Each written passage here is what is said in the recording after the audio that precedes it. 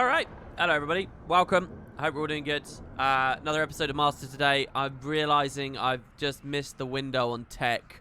I'm rushing there now, hopefully I get there. What server am I on? It looks like I'm still on, oh god, what am I? Am I NA or EU? If I'm NA, I doubt anyone's running it. If I'm EU, I might be able to squeeze in. I'm NA. I don't know, we'll see in a second. Anyway, hey guys, I hope we're all having fun. Okay, it does say to quarters attacking. Let me make sure. I know you guys can't see right now.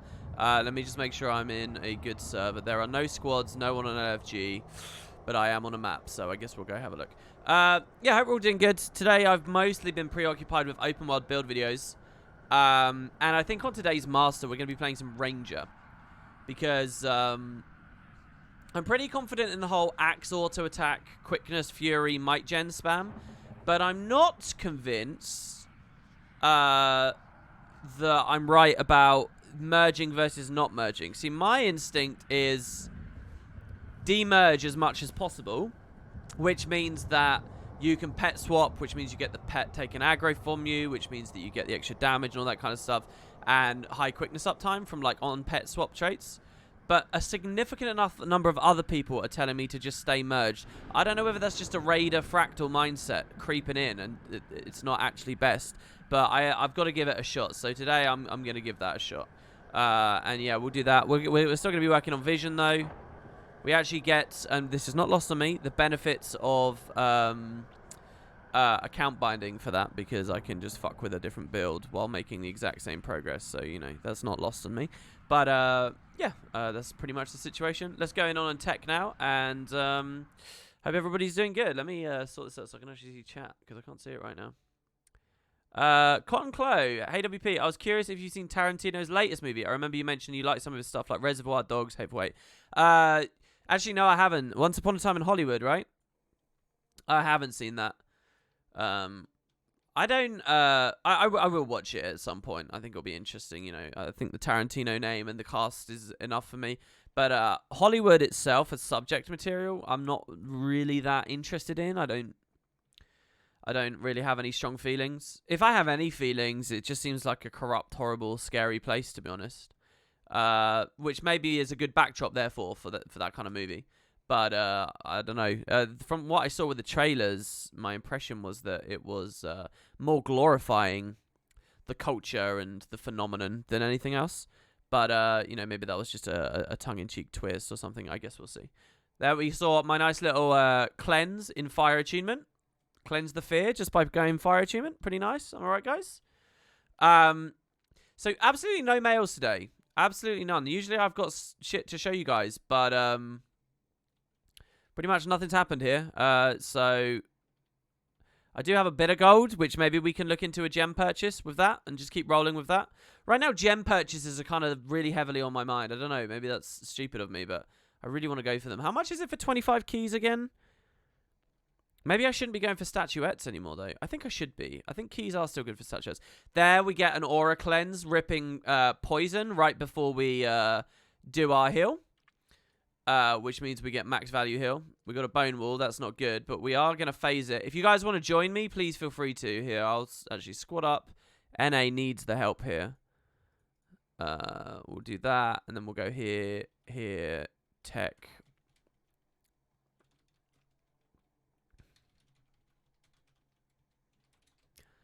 There you go. I'm now on LFG, and we'll see whether that kind of works out.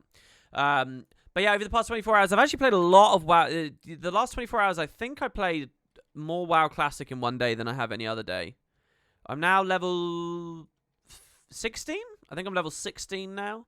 I've got a new pet, like a flying snake pet. Do you know what I want to do, guys? I want to make a review.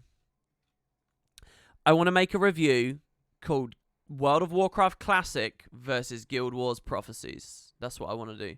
The review all the nerds were looking for back in the year 2005 finally will exist in the year 2019. I don't know. I kind of want to do it, though, because there's just so many comparisons that you can make. And it's so funny. It's like Blizzard did half of an excellent game, and ArenaNet did the other half of an excellent game. If the two had come together, and what's amazing is they were together in a weird way, sort of, you could have had such an incredible piece. But basically, I think that's really interesting. It's kind of weird though, because it's like, first, WoW Classic is such a big thing that, and it's going to be the defended thing, right? That I think people are going to be really flinchy. My impression is that, there's so much to say. Basically, all these years that I've played Guild Wars, all right, Guild Wars 1, I don't really care about it that deeply, right? But let's listen. For many years, my impression and my slight insecurity, all right, has been that I played Guild Wars because it had no sub fee, and it probably wasn't the better game because, you know, World of Warcraft was so huge. So obviously World of Warcraft somehow has to be the better game. World of Warcraft, Blizzard obviously, you know, smashed ArenaNet out of the park. But Guild Wars had no sub fee. So I got into it, and then I got comfortable, and then I learned more about it, and I got more value, and then they kept doing good stuff, and so on and so on. But realistically, if you go back to 2000... World of Warcraft is the very end of 2004. Guild Wars Prophecies is April 2005, okay? There's just a couple of months between them, all right? So you go back to that period of time, and the insecurity is, you know, WoW must have just been a better game. It's just a better game. But what I'm actually... you know, that's pretty much just been my impression of it for years. But going and actually playing it, I actually come so favorably out on ArenaNet side, it's insane. And I know you guys are going to think that there's like an ArenaNet bias and all that kind of shit there. But if you actually look at like particularly matters of combat and skill balance, you know, there's a compliment people always give to Guild Wars 2. Okay, so this is only slightly related. But people always say that the best thing about Guild Wars 2 is its combat. And they're like, it's the best combat on the market. It's, you know, I only play it for the combat. If any other MMO had combat like it, then I would swap to that MMO. You know, that's the main thing people say about Guild Wars 2. I don't know if you guys have ever really noticed, but I don't really say that much. I don't really talk about Guild Wars combat quality. I don't really think about it as a particularly significant thing. I like it, and I think, you know, it's decent, and I think the flow's okay. I think it's way too fast, okay? I think I can identify a billion problems with it, and I can identify problems with other areas of the product. But the combat to me is just sort of middle of the road. That's kind of just how I felt. You won't find me freaking out about Guild Wars combat, not like normal people do, all right? And I don't think of ArenaNet as this studio that's got this incredible grip on what makes great combat. I've never really thought of them that way. I've never thought of ArenaNet as being a studio great at combat.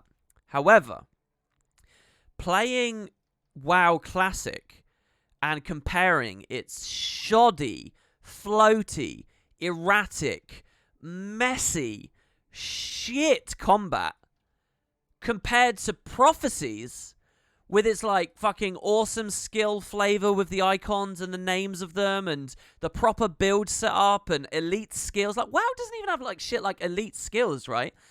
Guild Wars is like a god compared to WoW. Guild Wars is combat. Guild Wars Prophecies, specifically I'm talking about Prophecies, and it goes on over the years, right? But ArenaNet are like fucking legends walking on a different dimension compared to Blizzard. It's actually crazy. And I guess I'm like that spoiled, privileged little brat that just never realized. And now I kind of think, and you know, and that's different to the Guild Wars 2 combat discussion, because Guild Wars 2 combat is totally different, all right? And WoW's combat developed over the years as well, so I'm not really talking about that. But I'm talking about ArenaNet actually do have a bit of a through line of having chops with combat. And I actually really appreciate that. It's just like ArenaNet did some shit really well, but then ArenaNet were rubbish at other stuff. No interiors. Like, you play like World of Warcraft, right?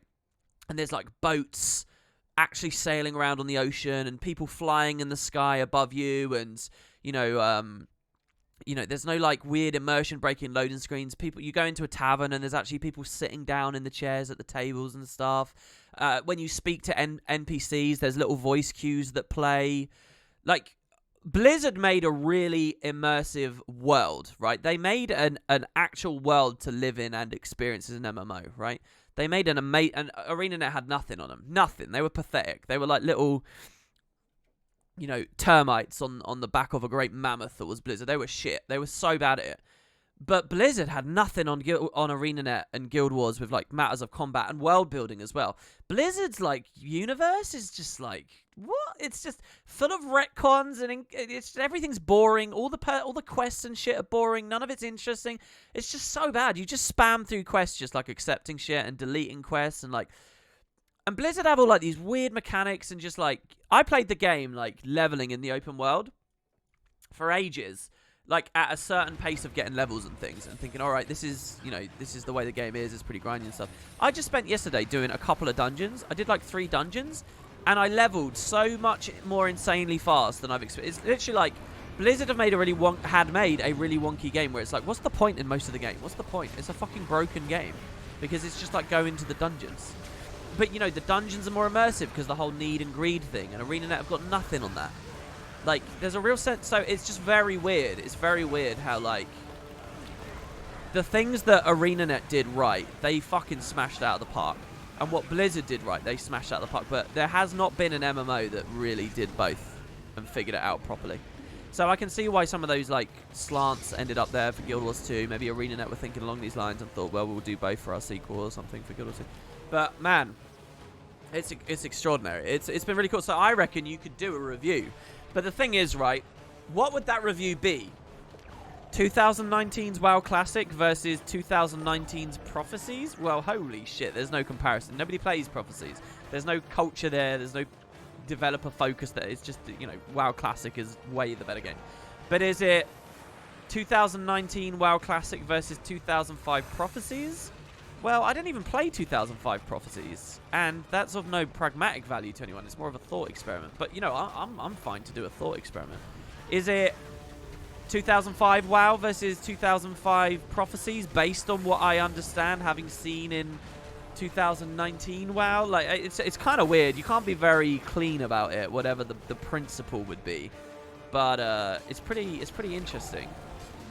So, yeah. And, you know, you got to look as well, like, the speed that Burning Crusade came out versus, like, when Factions came out and shit. It's pretty crazy. Anyway, has anyone else played both and got thoughts? Because it's very interesting to me, because there's a whole world of discussion and stuff that I've just never been able to look into.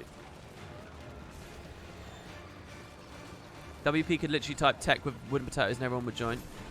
Yeah, but that's a bit... I don't like being that kind of guy. Evening Rocker. What's the squad for? We're just doing tech. I'm going back over. Basically, when a master stream starts, Tequatl spawns. Tequatl has 18... Oh, what am I talking about? Tequatl has a special weapon that's ultra rare for every single slot in the game. So for master, we have to kill the boss and try and get lucky. But the rates on it are so insane that it's kind of nuts. But, you know, since he spawns right at the start of the stream, I can open it up and just ramble about bullshit, basically. Yeah. Ailes just pointed out, you know, the swimming and the jumping and stuff. Yeah, like, it's like there's all this arbitrary stuff that actually doesn't have anything much to do with being a great game in terms of mechanics. WoW did all of that really well. But ArenaNet made a better game. They made better, like, you know, they had better fundamentals and principles behind their combat and stuff. But they didn't have a good experience, right? This is kind of what I sort of knew anyway, but to really live and breathe it has been phenomenal. It's been very cool. Like Guild Wars 1, Prophecies, I love Tyria, right? And I love the sense of scale and stuff in Prophecies. But it's little segmented, constantly loading screened world and all that shit. It doesn't have anything. Like, there's little features Blizzard were just masters of. That ArenaNet just, they got no idea what they're doing. They're flaying around in the dark. Like if you guys haven't ever played WoW, right? I didn't know this about this game. But if you craft an item, if you build an item, your character's name tag gets inscribed on it when you mouse over it on the UI. So it will say made by wooden potatoes. And I could trade that to someone else and say, here you go, mate. And then I could quit WoW. And then 6 months later, he'll be like, I don't want this item anymore. And he'll give it to his friend. And then 6 months later, he'll give it to his friend. It's like 3 years' time now. And someone will mouse over that item, and they'll see some ancient fucking crafter, wooden potatoes, listed on it. Like, that's cool. That's like, look, they're building a world. They're creating an actual experience to sink yourself into. ArenaNet's never come anywhere near to understanding the social elements of online experiences, I think. They just went ham with trying to eliminate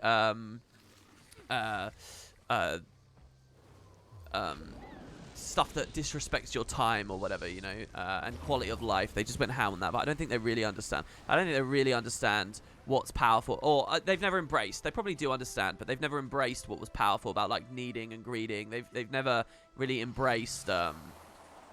Like the other thing about that crafting thing as well, supposedly, now I've just had a friend tell me this, but supposedly it's like, it's quite rare for crafters on your server to be able to make a specific thing. So if you mouse over the name, you might be like, shit, I want another one of these items. I guess I'll whisper the dude. So you actually whisper him. So you might be playing the game and like a year later, someone will say, hey, I just got an item you crafted. Can you tell me how you did it? Like, how big dick are you going to feel if that happens? That's good stuff, man. Guild Wars just doesn't have that stuff. But my god. So like I was hearing about Warlock gameplay, right? And apparently like, they have a damage over time that they just spam on people. And all that made me think, right? It's so bad. The combat and stuff, like the random fucking skills and hotkeys and floaty bullshit, is laggy, weird, delayed, yucky stuff. All it made me want to do is play Guild Wars 1. I was really tempted to play Guild Wars 1 today. Because I just wanted to play a Necromancer and just spam, like, Parasitic Contagion across all the different Grawl or Char in a group and then clean them all up with a Suffering AoE cast or something. That's what I wanted to do. I wanted to do it so bad. Like, it's just... Warlock is just, like, this pathetic little limp thing compared to, like, the design of a Necromancer in Guild Wars 1. I had no idea that there was such a gulf. But, oh... okay, anyway, right, so we did that. What are we doing today? Oh, yeah, we're going on Ranger. Let me just check. Did I get any loot? I don't think so. All this shit in my inventory you'll learn about on the upcoming open world build video. Now let's try the pure merge technique while working on vision.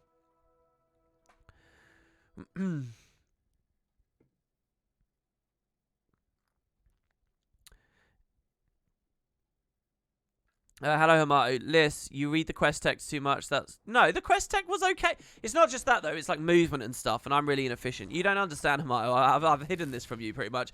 But, like, if I get a quest that tells me to go to the other side of Mulgore to finish it, I would spend, like, 15 minutes walking back there just to complete it. It's not even just quest text. But I don't regret it, because I found some places I didn't know existed. It'll be interesting to see how Grothmar Valley has changed since Guild Wars 1. WP's playthrough it, and Eye of the North has been intriguing. Yeah, I'm thinking of redoing those videos. I'm thinking of doing some Guild Wars 1 videos. Oh, do you know what? I could play a Necromancer. Mind you, that'd be Eye of the North, though, where things started deteriorating a bit. But I could, I kind of want to show you guys the Blood Legion homelands and the Far Shiver Peaks. Do one of those. We talked about that yesterday. Yeah, the open worldness, absolutely, to the person who said that. I've played both and I can tell you're pretty much right. I always felt I wanted a combination of both. WoW is one huge land, no loading screen, jumping, so on. Guild Wars 2 is full of loading screens, no swimming or jumping, but the story, the grouping, the missions, like a wonderful book. Yeah. Yeah, man. So you can see why Guild Wars 2, like, I think ArenaNet knew this. I think in 2008, 2009, they knew. I think they knew. And I think that's why, like, this game has 80 levels, not 20 or 0. Like, if you follow the principles behind Guild Wars 1 design, if you follow those, the logical conclusion of those is what Elder Scrolls Online is now. It's a level-less experience, right? It's like everything is like a flat kind of... But they didn't do that. They went in the other direction. They tried, I think, to find the unification between the two. But then I think ArenaNet lost their way. I don't think ArenaNet had a tight grip on what the fuck they were doing. Why they were adding gear tiers and why they were increasing the level cap and why they were adding more skills. I don't think they had a really, really keen sense across the whole studio what their structure was. And I think that's why things started to really fall flat as soon as people quickly hit level 80 through cooking and shit and quickly got all their exotic items through map completion and whatnot. And it just all crumbled. That's how hard it is to fuck up an MMO. But yeah. Do I have 3 garden plots planted by any chance? Yeah, I do actually. I can get those right now, in fact. Well, hold on. I planted them in Ratasum. I guess it doesn't matter, right? Oh, it's still Ratasum anyway. Never mind. But if I was on a Norn right now, would they be growing in the Norn place? Guild Wars 1 was the best game ever. Well, I just like the sweet irony that they'd actually split off from Blizzard. Some of those devs, right? They'd actually split away from Blizzard to work on Guild Wars 1. And it's like they had some real talent, or they recruited some real talent that had that gone to Blizzard and had the right influence over the right areas of design. You think that World of Warcraft's a juggernaut? I don't think we've seen anything. There's like in the multiverse. There's another world where the two did really combine, and it was so good. I miss good gameplay. When I'm playing that game, it's so boring.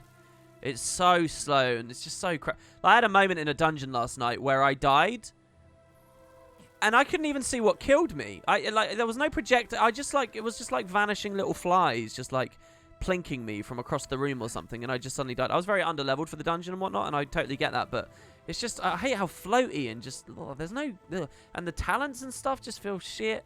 Oh, you have a 1% chance to get an epic buff that gives you increased attack speed for like 30 seconds. Like, what? What is this nonsense? It's so bad. From every angle. You know, from flow and feel to just raw design to build craft. From every angle. It's awful. It just makes me miss wanting to play a real game.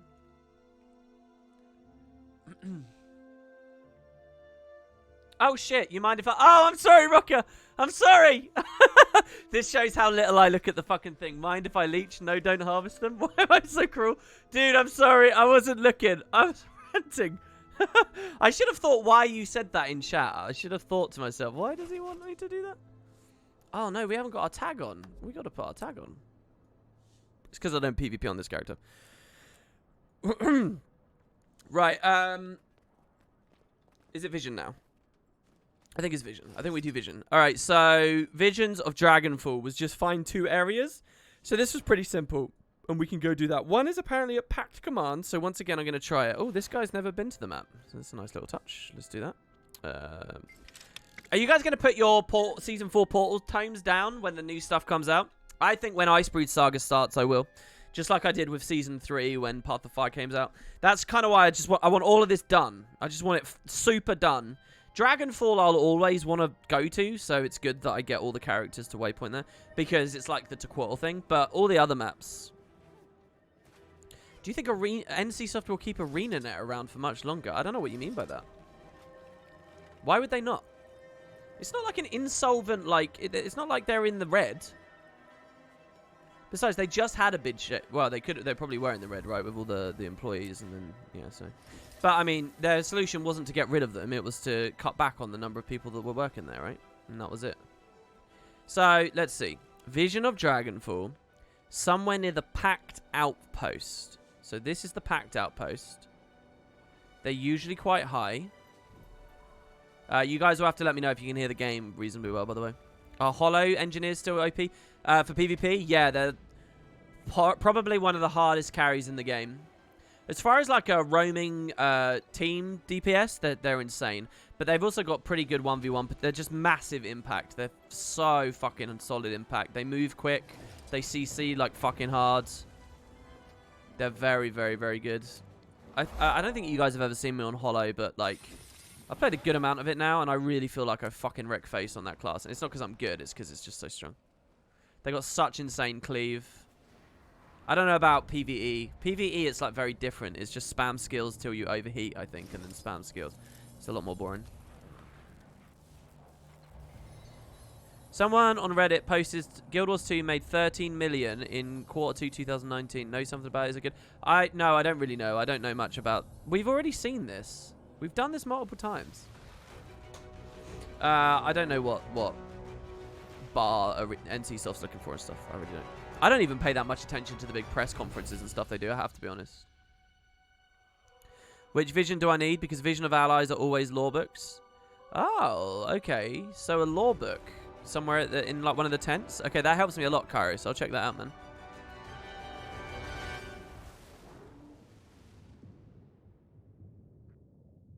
You haven't played in around 2 years? Oh, wait, no, 2015. So you quit before Heart of Thorns or after Heart of Thorns? If you quit before Heart of Thorns, dude, you should absolutely come back. This game is so different since pre-HOT. Is it the Torn Journal page? Oh, here you go. It just didn't have the UI. It didn't have the marker on it. Nice. So this is from Zafira. It appears to be a fragment of a journal. There was a vision, a promise that we'd win. My god is dead. Or this is from Requiem. Aurene Gaunt. This was the best Requiem story by a long way, by the way. I don't know whether the excerpt we're about to read was that, but yeah. The warmth of Balthazar's spirit is now just cold, lifeless crystal. Kralkatorrik took her from me, just as his brand will soon take this world. I thought that I'd finally found something. I hope that I was holding on to... I hope that what I was holding on to was real, that it was pure and good. Maybe it was. Maybe what I had for that short time between my lowest point and the end of all things was as good as it will ever get for me. Or maybe the vision that I saw... maybe the vision that saw me standing there at her side during the final battle against Kralkatorrik was meant as a warning for me to stay away. There's no solace in what lies ahead. All I can do is look to the past, and I carry it with me wherever I go. There appeared to have been many more pages at some point, but I appreciate I read that really badly. I'm not just talking about, you know, the flubs. My articulation was really awful there. It wasn't, like, in the emotion of the moment. But I'm not really feeling the emotion of the moment, because that page, you know, we know that ultimately we are victorious and so on. Ty said, almost 100 days of Master. It would be awesome to see the progress since day one. Yeah, yeah, I could do something like that. It might be kind of nice. We could look at my efficiency or something. See the 100. I think it's like 120k account value now or something like that we've got since Master started, which is pretty good. In this multiverse, what do you think if ArenaNet didn't combine with NCSoft and partnered with Blizzard instead? How different would the game be? I don't know how much influence the publishers have in that way. I don't know. I don't know how much extra support.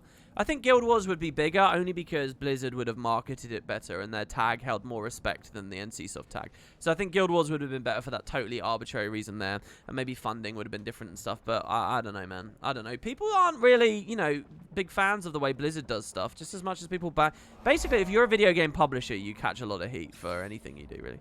You use your sky scale to access a rift near the Necrotic Coast. So the Necrotic Coast is the very bottom left. So we're going to go all the way through. I guess I'll do it on a roller beetle.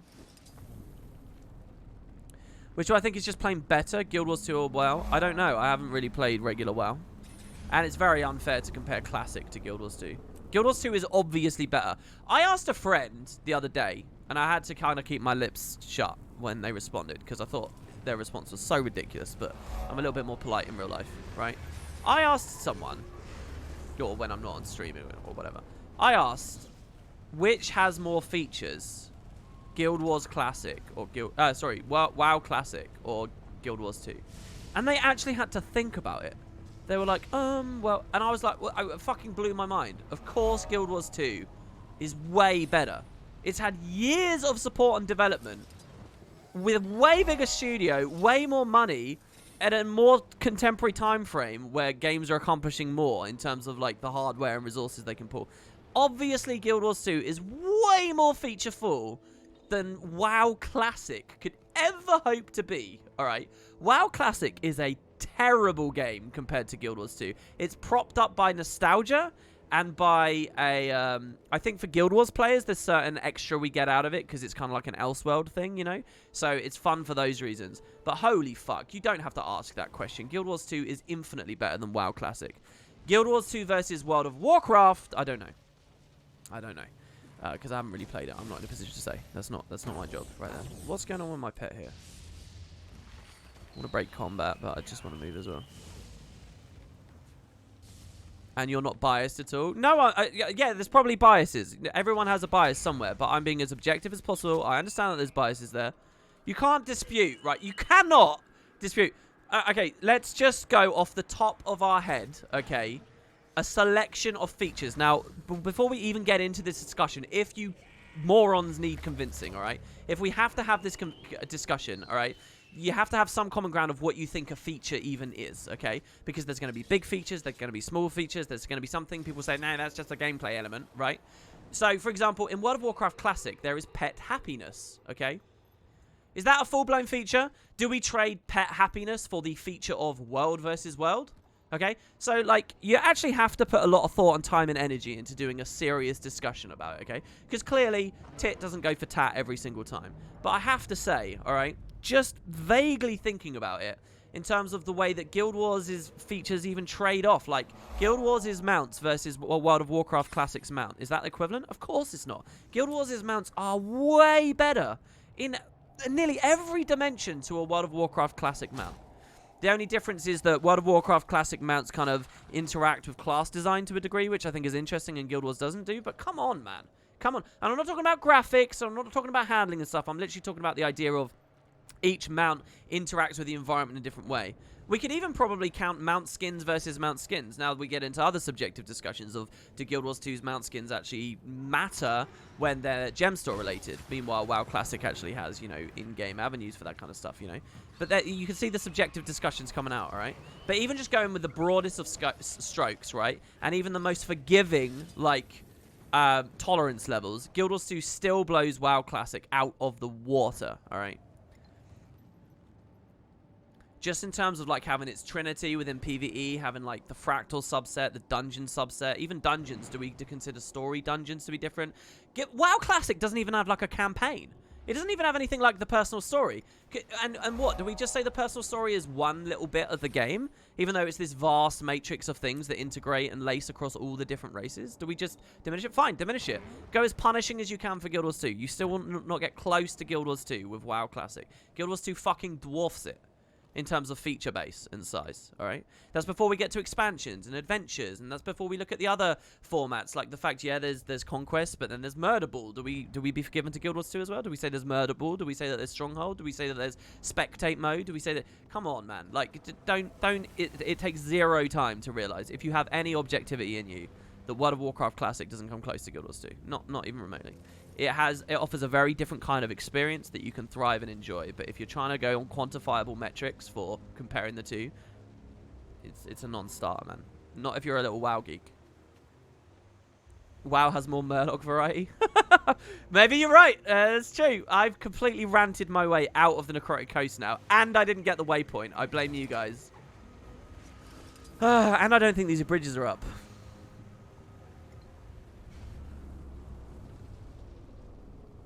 You don't understand why all the other MMOs are more popular on Twitch? Well, I think the flavor of experience that WoW offers is something much more people can get behind. I love it as well, man. I love the big open world. I love seeing the ships. I love that I don't hit loading screens with waypoints. I love that I actually sail places. I love gear grind. I really like, well, not necessarily gear grind. I've not experienced that in WoW just yet, but I love slow levels. I love the sense of really inhabiting an area, and Blizzard do that very well. And I think that those things I just described, that Blizzard does very well, I think that casuals, all right, and, you know, average video game fans, I think they enjoy that more. So I think it's just a more, they have a broader demo that they can go for, because of their vision of their game is more aligned with the general people.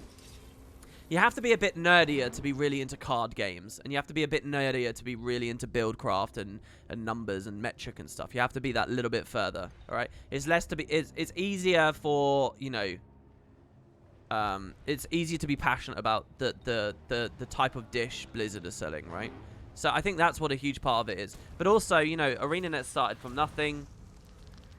Blizzard started with a hell of a lot of stuff. And also, you know, MMOs today, you know that massive thing I just complimented with Guild Wars 2? All the different stuff it's got. They're also potential failure points, you know? For every new feature, for every new facet of the game, it's an opportunity for someone to be upset, you know? Like, a lot of people don't like Guild Wars 2 because it's raids. You know, there are problems with the pace of raids coming out, or the difficulty of raids and all that kind of stuff. So, there's, like, negative press there. If Guild Wars 2 had never tried to deliver that experience and did it in a short way, if it had never even embraced it, that negative word of mouth wouldn't exist in the first place. It wouldn't bag the game down, right? Same with World vs. World, same with PvP. You know, there's a lot of... You go to an ArenaNet stream, you go to a Guild Wars 2 stream, there's... Every third comment is someone being like, oh, this game's stupid, this game's dead. They're really enjoying it. People want to hate it. They don't play it anymore, they've lost their passion, and they feel betrayed by the devs because of their little area, and they really want to bag the game down. And that's there because of the wide feature base, and not every element was catered to. But what Blizzard did was they said, this is the thing we really want to deliver very well, okay? This flavor of grinding and this style of world and this bar of immersion and this, you know, implementation, and they stuck to that, and they did that very well, right? So it's hard to burn people because the people you get in, they're invested. There's unity, okay? It's that cohesive, like, strong core to it, which Guild Wars doesn't have. Guild Wars is even more prone to being flimsy in that way, I think, because of its insistence on quality of life. So Guild Wars, like, almost fundamentally drives people too quickly through its content, so you can't, like, so it can't sustain people with one vision.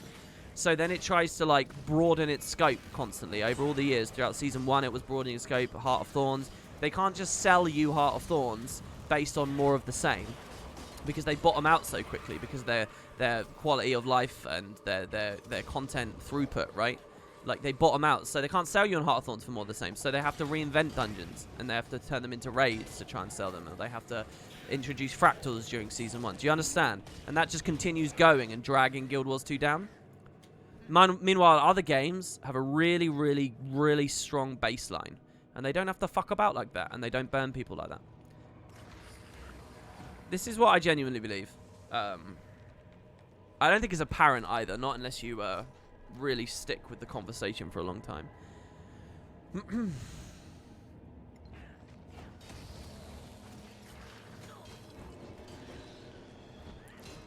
I'm not really looking at chat very much here. So how strong do we think this is, by the way? The idea of being pure merged and building might. We're only at 11 right now. Crit needs to be higher. What's our gear at the moment? Is our gear shit gear? We're just pure Zerk at the moment. That obviously can be refined. Doesn't feel quite as good as I wanted to. Obviously haven't been worldly impacting. Reasonable CC access on the Q and the 4. Not any on the utility skills right now. Alright. We're just going to have to do some more thinking about this. Okay, anyway, near the Necrotic Coast. Well, we're here. We're at the Necrotic Coast. Actually, it's north. North a little bit more. I've got to turn the fan on. You guys have got me very ranty today. Hey, Alphrex. Good to see you. So anyway, yeah. What do you guys think of the review? Should I do it? Because no one's going to actually care to watch it. It's just going to be a thought experiment. Do I have any experience with Guild Wars 2 support? 3 days and you're waiting for an answer? Actually, I do. I actually am currently on a ticket right now. Well, if you see it, guys, I'll probably have to hit like level 60 or whatever in WoW first. I'll probably have to beat WoW, right? So that I can talk fully about it. But then, yeah, maybe I'll do it. Maybe it might be fun. So it'll be ages away, considering I'm only like level 16. I also only plan to play that game for a month. So maybe I'll just do it at the end of the month. It's such an awful game to like have as a main game. I mean, Jesus Christ. Do it after the open world build guides. Ailes, I've already done loads of work on the open world build guides. I'm already 4 out of 11 videos done. In fact, the stream was almost late today because I needed to finish a certain render right before going live, but it finished in time.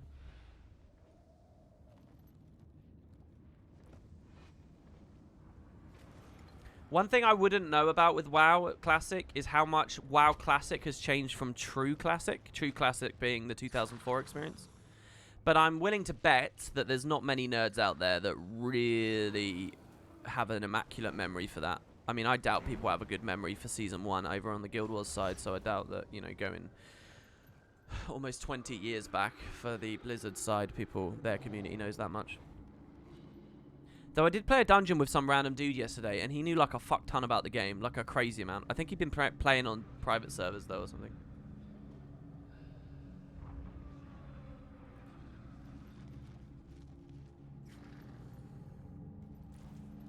WoW, all the WoW fanboys. Oh, do we have people really defending WoW? Let's see it. I'm interested in that. They claim it's a copy-paste of patch 1.12. Am I going to have to wiki this vision thing, by the way? Because holy shit. I'm now at the Ember Gate, so we've missed it wherever it is. Maybe it's more inland. Hold on, is this just where the camp is? No, the camp is there.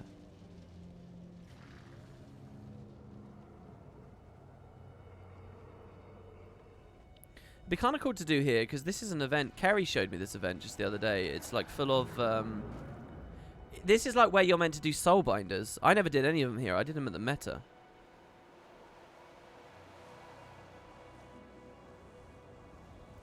The rift is on the lowest level near the tree.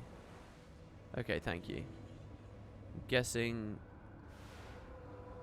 you mean out by the water? You said lowest level, right? That would be the water, right? There's a tree here. It's near the water on a tiny island with a tree. Awesome stuff, guys. Awesome stuff. Feature-wise, it's a copy-paste, but it has a few changes because it couldn't use the base client because of new account management and stuff like that. Yeah, and you know, you got like matters of like resolution and stuff. No one was... like one thing that's really funny, I don't know what resolution you guys play at, but you're like playing the game and then you hit a loading screen and they haven't even like up-res the loading screens or anything. They're the old exactly the old loading screens, and there's like super stretched across modern monitors. It looks so bad. By the way, different topic. I saw there was a Google AI thing where Google can predict what people's faces are now, when given just 16 by 16 pixel images. That's crazy shit. That fucking AI is insane.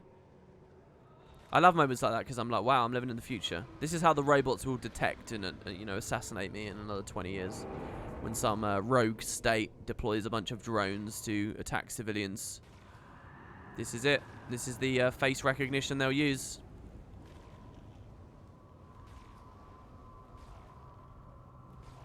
It uses the engine with all the bug fixes from modern WoW, but with all the content of WoW 1.2, but with some of the PvP and endgame cut. Interesting. Yeah, it's not buggy or anything, which is very good. You could say that about Guild Wars 1, though, as well. It was robust enough to be very playable. Prophecies. Like, this is weird. There's a couple of strange features from very early Prophecies coming out of the alphas that ended up getting removed. And I don't know whether in the review I could ever really talk about those. So it would be kind of like 2019 Prophecies compared to 2019 WoW Classic. In which case, if it's genuinely versus, WoW Classic wins easily because it actually has people playing it, you know. And it has a sense that it might go somewhere and all those things. But beyond that, we could still compare product for product, maybe. Maybe you could do it that way.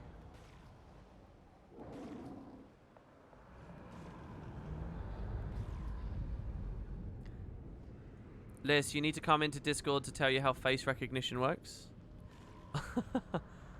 Do you want to tell the stream how face recognition works? Do you want to be on the stream and tell everyone? Is that what you're saying? You could tell me later if you like. I quite liked it because it put all little French mustaches on everyone. Did you see the post I'm talking about? Do you actually know what? Did I link that to you yesterday? I don't know whether I did.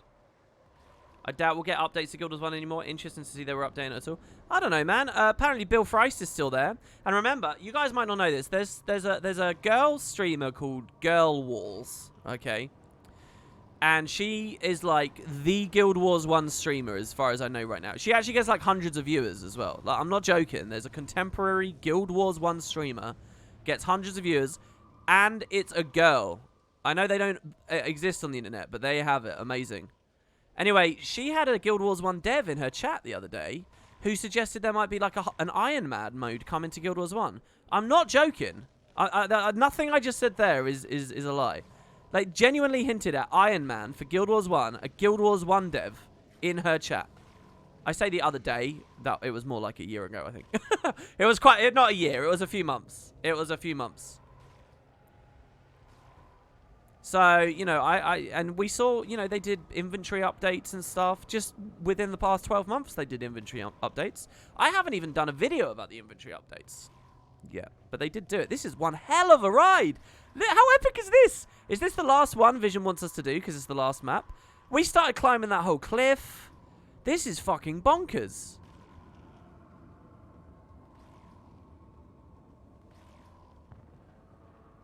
Bill hasn't been around in Girl Wars' channel for a couple of weeks now. A couple of weeks, though, you know. A couple of weeks is nothing to me. A couple of weeks, they could still be doing stuff. Yeah, it was months ago. I'm not. We talked about it on my stream months ago as well. But she like hosted us the other day, and it made me realize it was in her chat. No!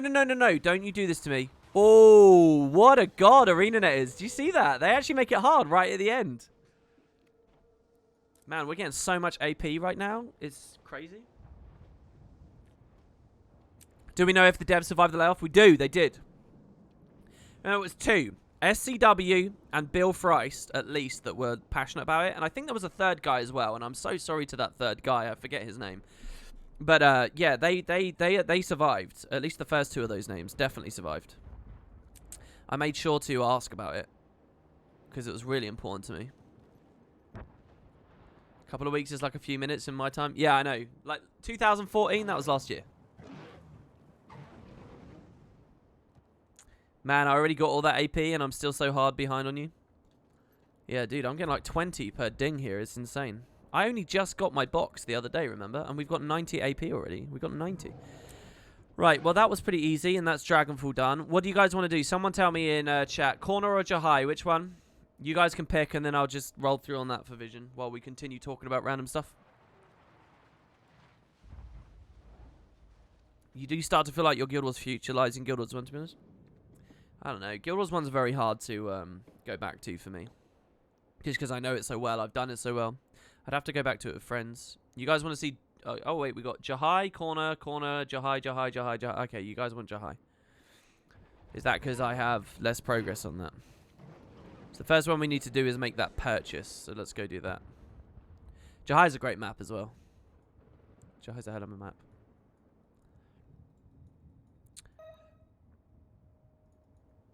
Do Shield Master? Look, that'll be later. Oh, what's this? They have your video linked in this article. Massively OP. Guild Wars 2 community clashes over Icebrood Saga announcement disappointment. What is their little line about my video before they post it? What is it? Is it, they say clashes. Does that mean that there's like two sides or some shit? And am I on a side, am I? That's what I'm wondering. Have I been declared for one place or another? Oh, wait. It's at Yolland that we go to, not... Oh, this guy's never been there, though. Alright, that's fine. Let's just get on a Beyond ride. Never mind. Even Wooden Potatoes refers to the game's weird and gloomy future as presented at the event. Yeah, a lot of people have observed my phrasing there, and I was very careful about my phrasing on that one. Because I knew I wanted to be in the title. Titles are weird, man. You can do a lot of really solid work, but if you title something slightly wrong, people will rage at you. You know, just because people really want what is on the tin. They really want it. So I kind of hate titles. I hate that hard work can be invalidated just by a couple of characters above the video player. But that's... So I needed to be careful. I was like, how do I really feel? Do I hate the future? Am I scared about the future? Do I write it's Guild Wars 2 scary future? And I just thought it's a gloomy future. It's like uncertain. It's a bit murky. It's not positive. I'm not hysterical. So yeah, it's just weird. It's like, where are we? Weird and gloomy was what I landed on, and I thought it felt pretty good.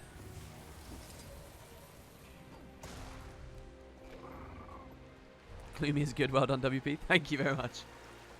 Yeah, it is negative. It is negative. Gloomy should seem negative. Oh man, I love post-processing on these maps.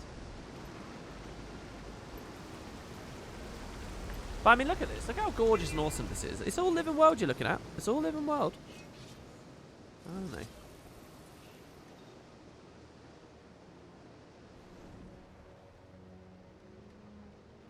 We know you hate titles. We see it every day on your Twitch stream. Yeah, just day 1, day 2, day 3. I'm really happy with this.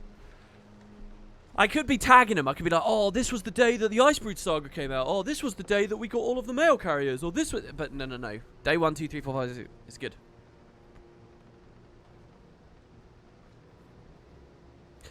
Worrying. Guild Wars 2's worrying future? I don't know. I feel like that's a little bit stronger. I'm not really worrying.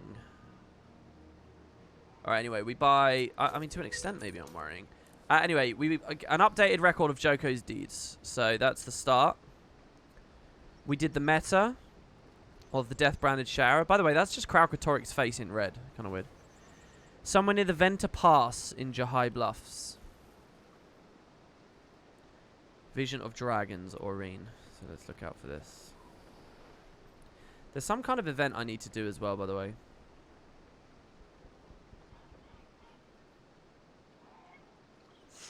I feel like I've seen this in the air somewhere. What was it we were doing here recently? Oh, it was a Sun's Refuge thing. Whoa.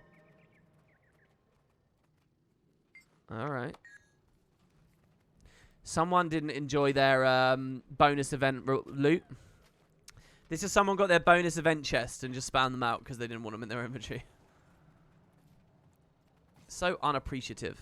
Oh, by the way, Hamato, if you're watching... I guess to everyone, actually. I was playing in the Barrens, and... Oh, no, it wasn't Hamato, it was Brom. I had a friend who said, is there anywhere in Guild Wars 1 that looks like the Barrens? And I was saying, like, Kourna. Kourna looks like that, which it really does. But and then we get to go back to Kourna in Guild Wars 2. Does that really feel like it? I was like, well, no, because a lot of when we go to Kourna, it's all like Joko and horrible. You know, it's all just completely destroyed and desolate. But this map at least still has a bit of the Guild Wars 1 Kourna feel. And it's one of the most beautiful areas in all of Guild Wars 2. Like, look at this place. Guild Wars 2's out of date. Fuck off, is it out of date? Look at this. Look how gorgeous this is. And yeah, this is kind of, you know that. You made a friend in Classic, Kerry? Oh, God.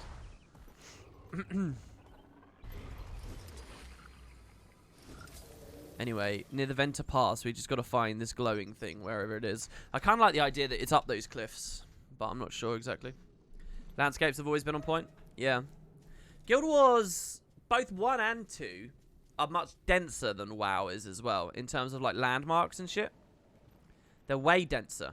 But they might just feel denser because you move so fast. So, you know, it's all a seesaw. It's all a, you know, a very, very careful balance you got to strike.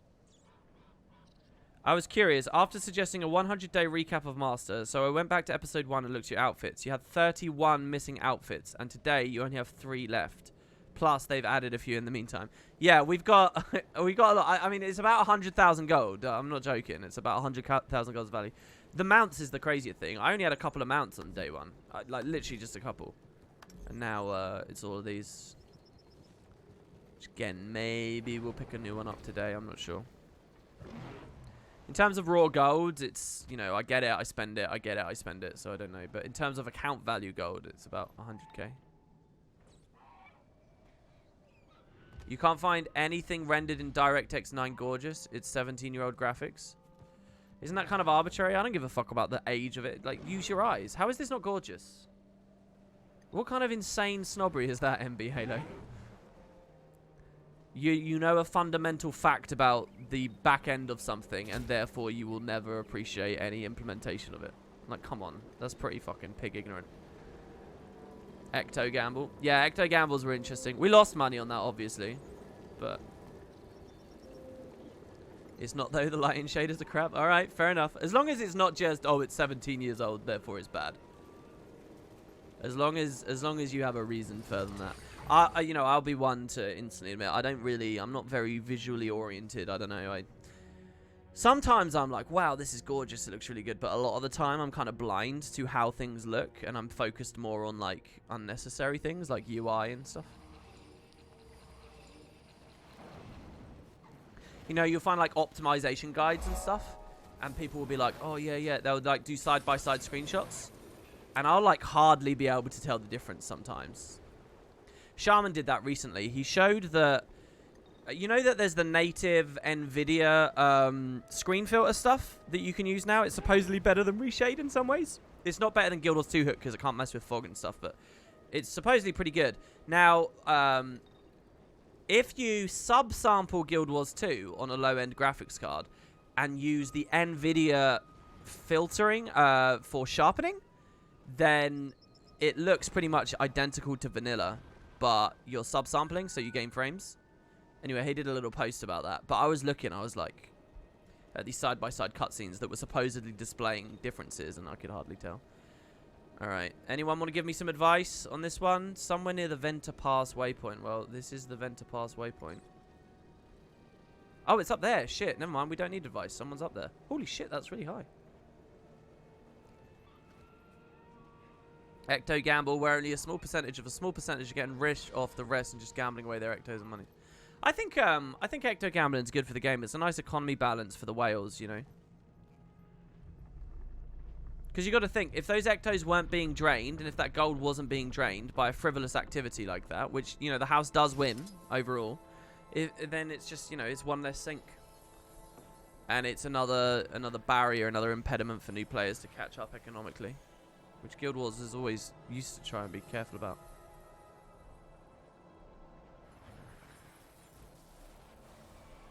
Kraukatoric draws near. Oh, there we go. We get the cutscene. Alright, we haven't seen this one, so I'll put the audio and stuff on.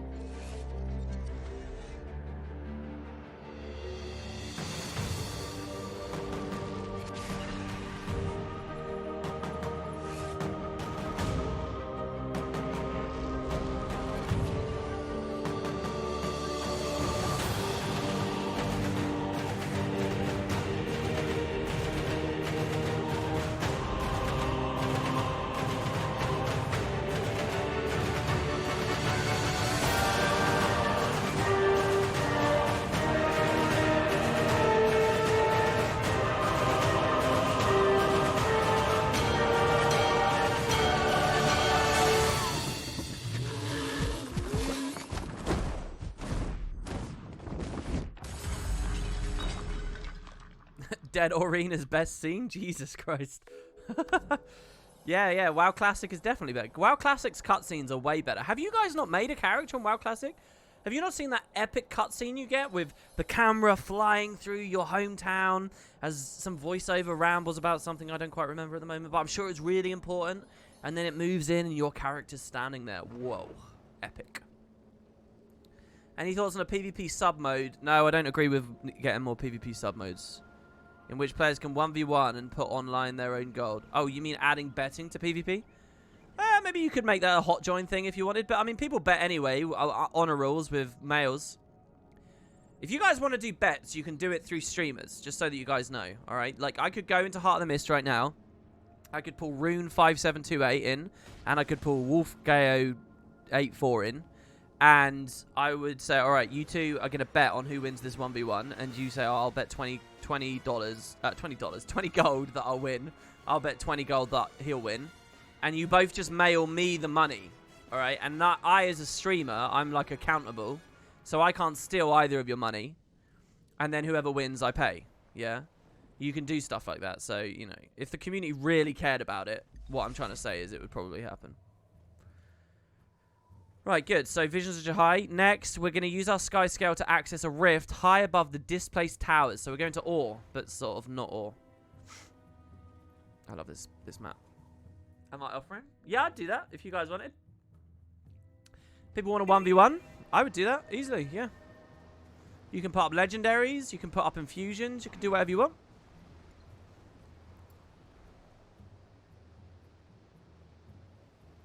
Wolfiagu, is that your name? Sorry. Ailes donated $3. Thanks, man. What do you think ArenaNet is doing for not doing? Oh my god, the UI is a bit broken. Maybe I should link this to Cho. This exact moment of the stream here.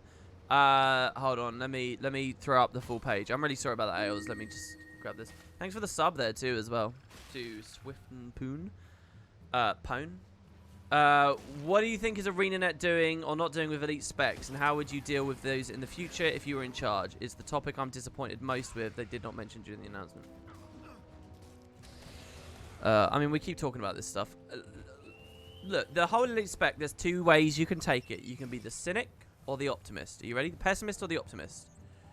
Let's be the pessimist first, because that's what everyone is. All right. There's just not going to be any more elite specializations. There's no expansion, so they're not doing elite specs. That's why you saw Thief preparations just get that big revamp, and they're basically new skills, because that was some preliminary work they'd done on the next elite spec for Cantha. That's why they were like Asian themed and stuff, right?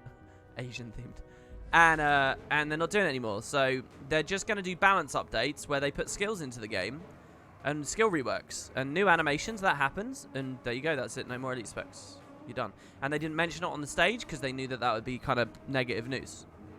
So they keep their door open just in case, and there you have it. That's the pessimist. The optimist is, it was a show about Living World, and even though they're expanding to the concept of sagas, that does not mean elite specs. It's too much work. They want all that animation work and stuff to be on their new project. They've got other MMO to make, so they've got to put a lot of resources on it. Oh, wait. What? I just turned the optimist into the pessimist. Wait, no. The optimist is, it's Living World, so there's not elite specs. There's never been elite specs in Living World, and that's why they didn't talk about it. There will be an expansion, and when they talk about the expansion, you'll get the elite specs. Why do it early? There you go. That's the optimist. All right. Why do it early? This is epic. Look how high you got up here. So it's up to you.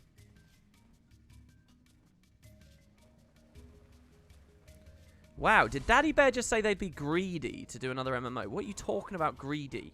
If their bottom line keeps sliding and it's unsustainable, then they're going to want to do something new, look at a new horizon. You realise they've supported Guild Wars 2 for almost a decade. Sorry, what project have you supported for almost a decade? What, and they're greedy for being passionate or want to go towards something else? Are you insane?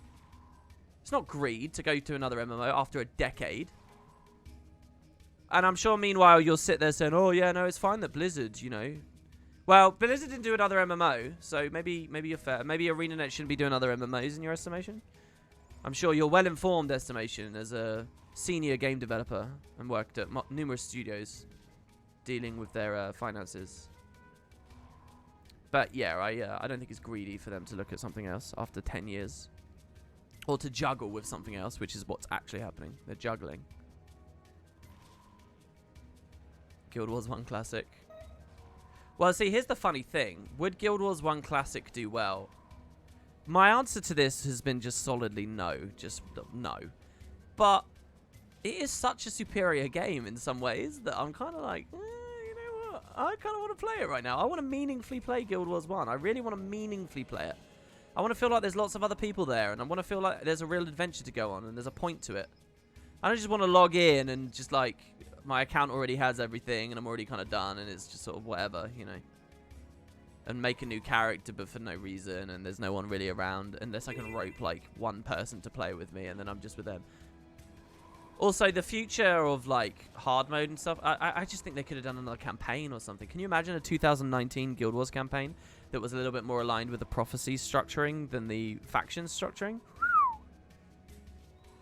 That would sell. That would essentially be the idea of WoW Classic, but for Guild Wars. That would be Guild Wars Classic, but it would be a new campaign. I think that's the most sellable variant. That's such a cool flight path. That was probably my favorite. You found Guild Wars 1 extremely fun and refreshing when you played it last year, actually. Like, fun to the point where you recommended it to a lot of real-life friends. I'm glad, man. Tell me, what class were you on? What class were you on? I think it's really good until you get into, like, hero optimization. And as soon as you've got, like, you know, more realistically, it's not like Sab or Discord way or anything like that anymore. It's more like Mesmer spam, to be honest. In fact, you know, I have two channels, guys. Two YouTube channels. I got the main one most of you watch, but I got a second one, Wooden Potatoes 2, which I put the VODs up. I also do different productions on there. I did a build video for Guild Wars 1 quite recently. It was like last year, maybe a bit before. But, you know, as far as Guild Wars 1's concerned, long after Guild Wars 2 had withered away, Guild Wars 1 had withered away, I did a build video, a hero team composition video about Mesmers and spamming Energy Surge.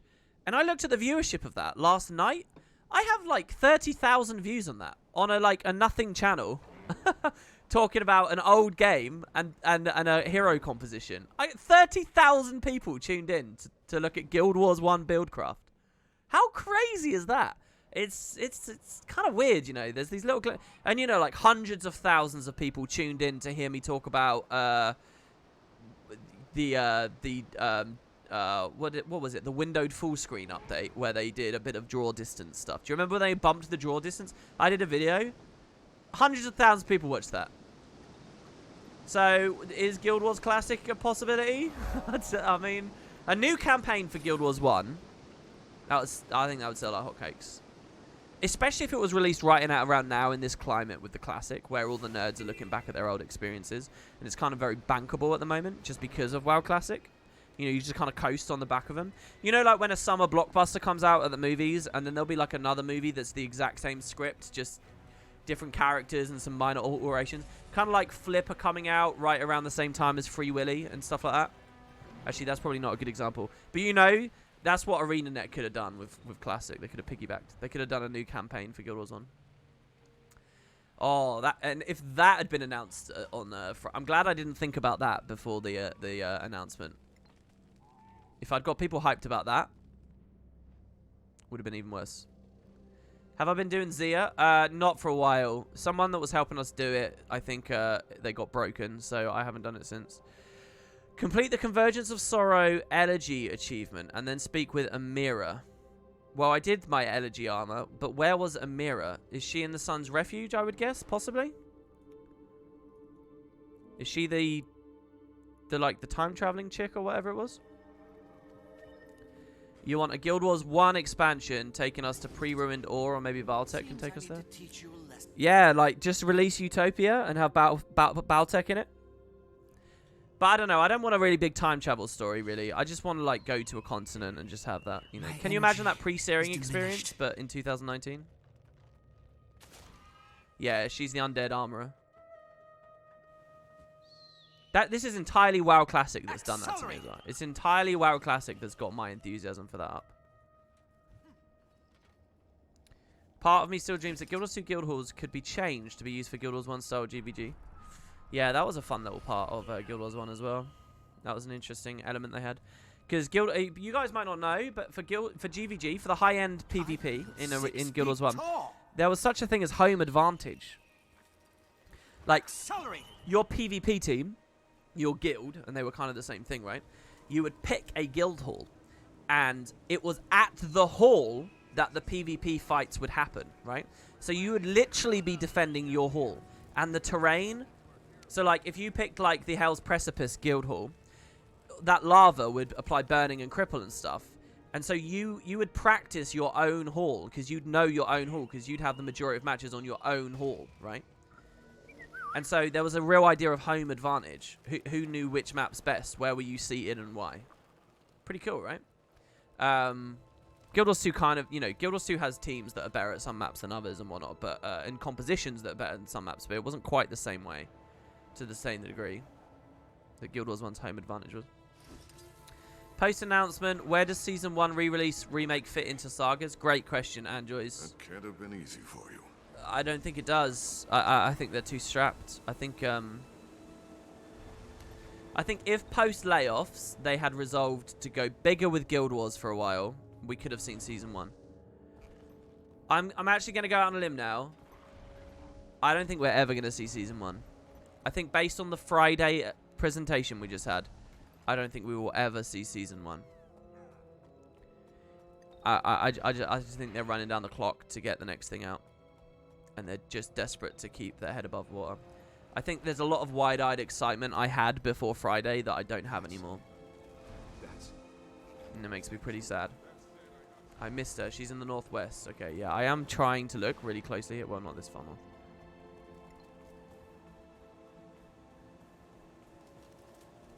What mods do I recommend for Guild Wars 2? Like the Mount Wheel? Yeah, Radial, Arc DPS, Guild Wars 2 Hook, Launch Buddy, YOLO Mouse. They're the big ones for me.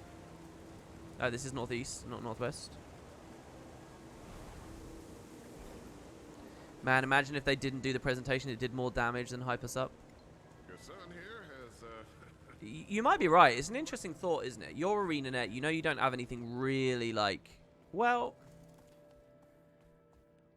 I guess it just depends on what the sagas are. If a saga can be a release that's not a traditional story release, does that mean a saga release can add a new race? Like, that's another thing that being excited about. Could we get... Here she is. Over my unawakened body. Could we get new races and sagas? 1 if yes, 2 if no. Let's see it, guys. Come on, they said they'd add surprises. They said they'd be more dynamic. The type of releases could cover different stuff. Can we get a new race with a saga? 1 or yes, 2 or no. Let everyone split. Split bag. I don't find any of the drops meaningful in Guild Wars 2. In Guild Wars 1, drops were exciting. Thoughts? Oh, I got loads of thoughts, but I think a fundamental, man, is the way that everyone who tags something in Guild Wars 2 can get the drop. So that significantly changes the way that things sort of play out. Guild Wars 1, that wasn't true. You shared the gold that came in, and drops were assigned to people as they came in, and all that kind of stuff. So you could do certain things with the loot system. In Guild Wars 2, it all kind of has to become very amorphous and currency-based, and salvage-based, and TP-based. That's kind of, you know, a lot of the way Guild Wars is structured, a lot in terms of economy and rewards, spirals off of that one fundamental thing that most people just experience, and they go, oh, that's nice, and then they forget about it. But the fact that one mob can drop 150 items if 150 people tag it before it dies, that's hugely profound in the way that RNG works, and lots to consider there. And their reliance on account binding versus marketable things. Alright. Oh, what did she say? I'll be on my way. I have something for you to thank you of sorts. Okay. Complete Convergence of Sorrow 1 Elegy achievement, and then speak with a mirror. Nice. 6 out of 7. We've been going so slow on these streams. They're too discussion oriented. Vision of action. Thwart an imposter's sinister plans. So that has a renown heart icon. Do I buy that off of a renown heart vendor? All the other ones that had renown heart icons I've already finished. So what do we think? Thwart an imposter's sinister plan. It could also just be a dynamic event. It's true. I certainly won't forget. So, which heart would it be if it's an imposter? The Chantry, maybe? We're not going to do the food one again, are we? No way. Oh, it's the Joker event. Oh, of course it's the Joker event. Of course it is. Holy shit, I haven't beaten that event since Vision came out. But I was there just the other day. Maybe I didn't tag it.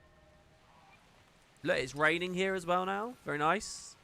This is a good area of the game. When that thunderstorm rolls through, it looks really good at night. Really good during the day. It's got rain here. It's beautiful. Aren't Nornal failed Koden in some way? Well, that's what the Koden believe. Death Branded Shatter is up, but I'm going to ignore it and do the other event. That event is actually hard. It fails a lot. Okay, well, if you guys want to play with me, if you're working on your Vision 2, I advise you to come along. Let's see. What's hard about it? Is it break bar? We'll see what our Ranger build can do on this one. What is there to do in Guild Wars currently? Nothing. You just stand around AFK. That's what my part... If you see the title of the stream, Guild Wars 2 Master, it's like this series I'm doing where I'm doing all the new content, and this is my 100th day of just letting go of the keyboard and just talking. That's the state of Guild Wars 2 right now. There is nothing to do in Guild Wars. Alternatively, I don't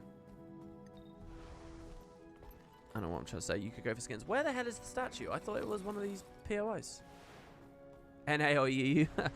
Sorry. Oh, you're not joking. It's North America today. Wait, is it North America or is it EU today? Yeah, my average ping is over 100. It's NA. It's NA.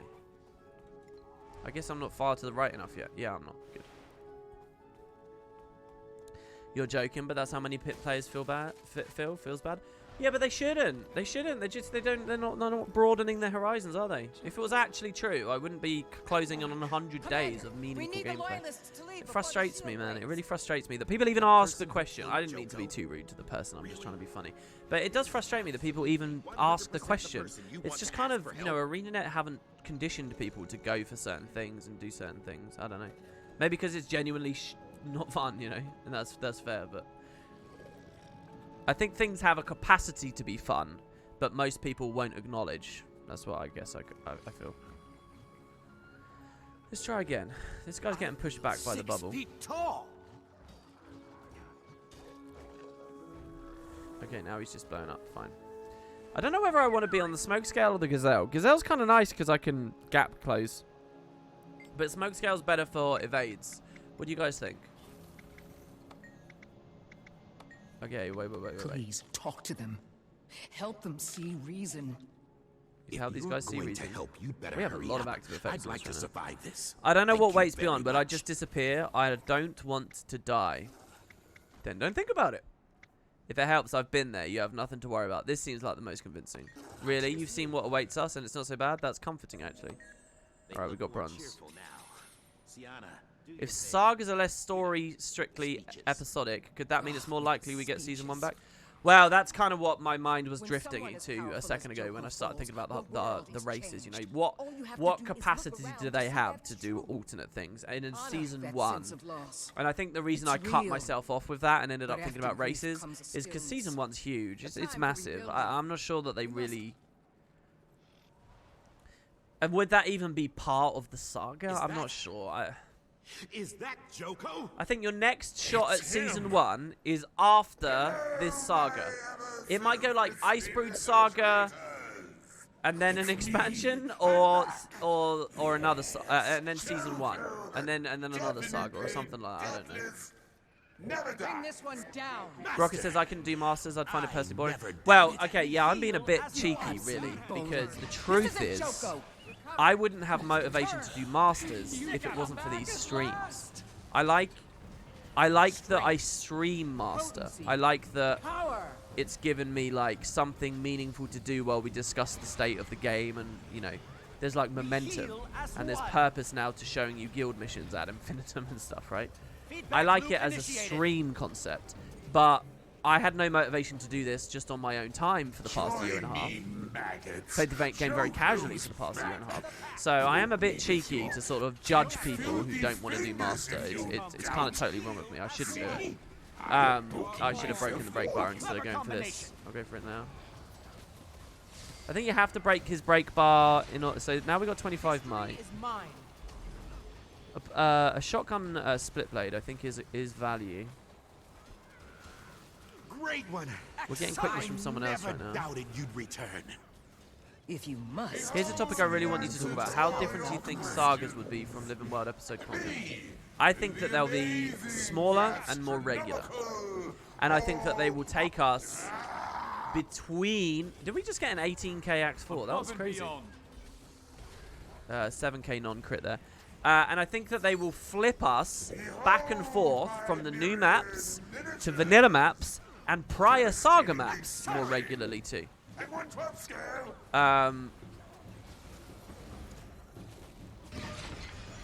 That's all I can really predict so far. But yeah, I think a lot of Saga episodes will not be new maps. I think it'll be more about map expansion. Okay, because like think about this, all right? Here's something I think is extremely logical from ArenaNet. What else can I do? I guess I can point blank shot in. That's all I got, like literally. Like think about this. You know Dry Top, guys? You know how they did the Dry Top expansion? It worked reasonably well, didn't it? You can't really complain too much about the whole Dry Top thing. Now here's the thing. That was back when there was very limited movement in the game. And how much might we got before this fight? This is so low. Truly so impressive. is he super tanky? Your magnificence. Please, Maybe I want to stay with these will guys. you take me with you to safety? Away from here.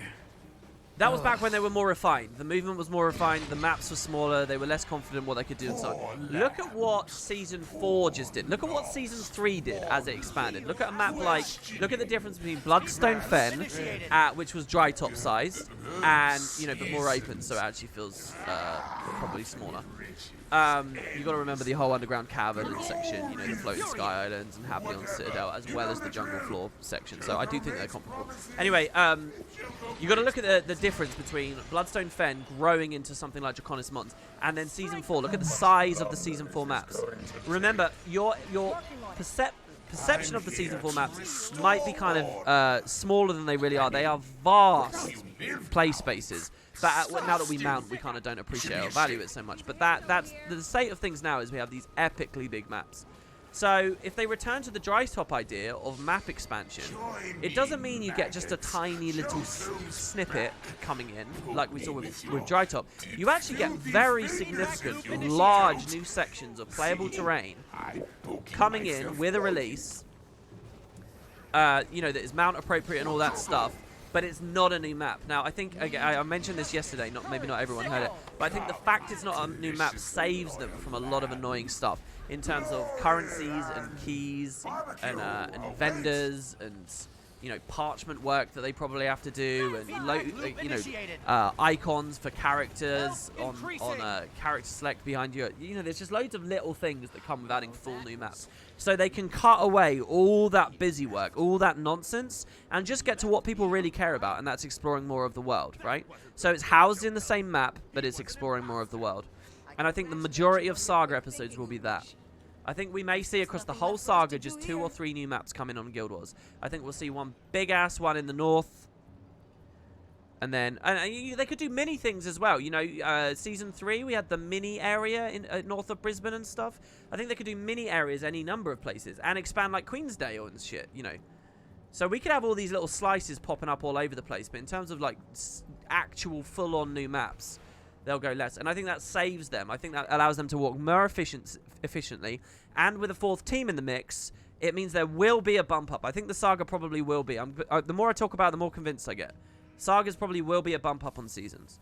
But the question is that how they fall compared to expansions. That's the question. We failed it. No, I didn't fail it. We got it.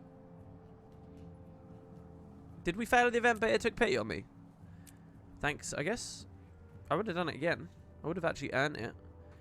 Alright, so we're going to go to the Zelban Garrison in the domain of Kourna. So the Garrison is where we actually capture, right?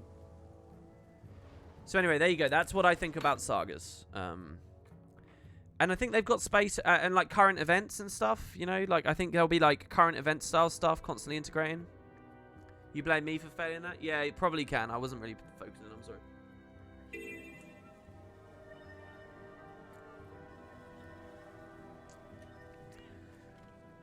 How do you do? And I think that there might be something going fun, on, wasn't right? it? I think We should different developers have collaborate different again sometime. enthusiasms and different talents, okay? And I think they develop different enthusiasms and different talents as they play the game and as they listen to what the community is looking for in the game. And they like to focus on different things. But with the way that Season 3 and Season 4 and even Season 2 was set up, I think they had very rigid duties. It's like, well, look, this is a fun, release. wasn't it? It has to do We this, should this, and collaborate this. again sometime. You like the idea of that other thing? Well, sorry, mate, but you're on this Living World team and you got to do this. These are all the things. The community expects all of these things. You want to add loads of new roller beetle races to Corteria? Sorry, you've got to work on the domain of Kourna right now, you know, or whatever, right? So what might happen is the devs are allowed to pursue passion projects more because they can find justifiable ways to slot them in as legitimate releases. And also, you know, there's a branding thing as well, right? The other thing I would say, I've mentioned this before, but let me give you a tangible example because I just touched on it for a second there.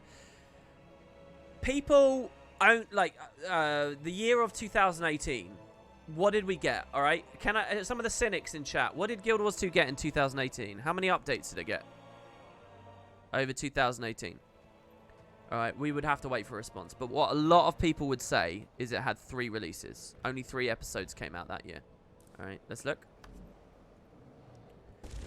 1331.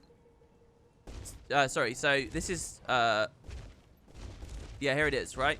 So 1330 had stuff here, and then it had all of Path of Fire, and it had Daybreak. That's 1330. Then we're in 2018. What did we get in 2018? Oh, well, we had Long Live the Lich, A Star to Guide Us, and a bug in the system. We had these 3. We had 3 updates. In an entire year, Guild Wars 2 had 3 updates, all right? Now, some people will judge the game that way. They'll actually fixate on that. But this is not true. This year had, like, significant balance reworks. Not all of them positive, right? But it had significant balance reworks. It had raid releases. It had fractal releases. And it had shit like the Roller Beetle release, right? It had festival updates. This was like Festival of the Four Winds coming back in and stuff. It had significant tangible stuff that came to the game all year round. It was a good year. 2018 was not necessarily a terrible year, right? It was a good year. And so I want to look at like the phenomenon of roller beetle races, which I think came right at the end of that year, or maybe it was early. Either way, the actual timing is irrelevant to my point. My point is that people don't view roller beetle races as an authentic expansion to Guild Wars 2, as a considered meaningful update to the way we play the game or what we do. And it's not just because, oh, I don't like roller beetle races and these rewards don't entice me, so it's separate. It's because at no level does it feel integrated with or meaningful to the current season, right? So I think Sagas allow the devs to have an update like the roller beetle racing update, and they can just slightly reconfigure the flavor, the branding, the marketing of it to have it be an integrated element of the saga. And now people in retrospect would actually reflect on that and say, oh no, that was an update for the game, right? It wasn't an update. I don't love roller beetle racing and the rewards was kind of meh, but at least I consider it one of the dominoes in the chain, right? I think it would alter people's perspective. And that little example there, maybe you still remain unconvinced on just the roller beetle side of it. But that happens everywhere in Guild Wars 2, all over the place. And so Sagas might allow them to sort of cut that away by basically saying, look, all these other little things, all these other things, not little things, significant things we do that we just have as satellites right now. No, let's bring them into, into the atmosphere. Let's actually have them be properly integrated into the full path of what we're doing, all right? And that's what they call a saga. So that's another argument for sagas that I can definitely see, intelligent people at the studio arguing but for. that's not. I mean, there wasn't. Oh boy. Oh. The rumors of my immortality are drastically understated. Oh, Commander. Are we going to get this whole cutscene? This is a long one. So disappointed. So impotent. I feel for you. I really do. But let's be honest. You knew in your heart. Fear not. The world will not forget you. The scars you've gouged into it spell out your name for all to see. I confess I was happy to take credit for your victories. But did you ever stop to wonder what that says about you? That so many bought what I was selling. They call me a monster, and you a hero. The world expects Palau Joko to dare to throw reality into chaos. But surely, no mortal would be so monumentally stupid as to destroy a dragon, the life force of this world. Let alone two, and a god to boot. Perhaps they will finally thank me for luring you to me, so that I may save the world from you. And once you're gone, everyone will flock to my embrace. They will all love me, Palawa, Ignatius,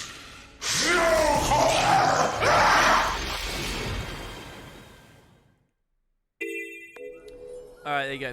Yeah, Naru, I just saw you in chat. Yeah, like Naru said, oh, no PvP or no World vs. World. That's not really true either. They do updates for those areas. It's just they're like totally off. It's like skins, and it's like, here's the Asura Arena. Look, 2018, wasn't that when Dwayne's Duos came in? I think that was, that's at least one meaningful update for PvP, at least one. And World vs. World, there's like lots of little things they do, but people just kind of forget about or don't care about, you know.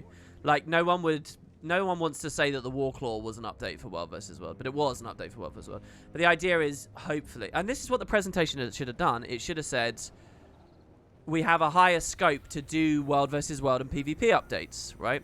And they should have given something to be excited about, but I just don't think that's on their list in any way, and it's so sad, really. So we get to do 2 of them here. But, you know, as a principle, in theory, Sagas could do stuff for those formats. I'm just not convinced at all that they will. I really don't. I'm too cynical for that. I think that they're letting those areas be, which is really sad, especially for PvP to me. I really wanted a LAN announcement, like, so badly. Like, that's all it would have taken, I think. All it would have taken. Imagine if they said there's going to be a fucking... We're going to do a Tournament of Legends. Shit, am I doing a bad order here? We're going to do a Dwayne's Duo super soon. We're going to do a Tournament of Legends with Swiss as soon as it's in. And that's going to be, like... and give, like, a good date for it. And then if they had said... And then there's going to be a LAN in, like, 2020. Q2 2020. You'd see all these people like, oh, should I actually do fucking monthlies and shit now? Should I actually get my teams together? It just would have been nice, you know. But I don't think they want to spend the money on it.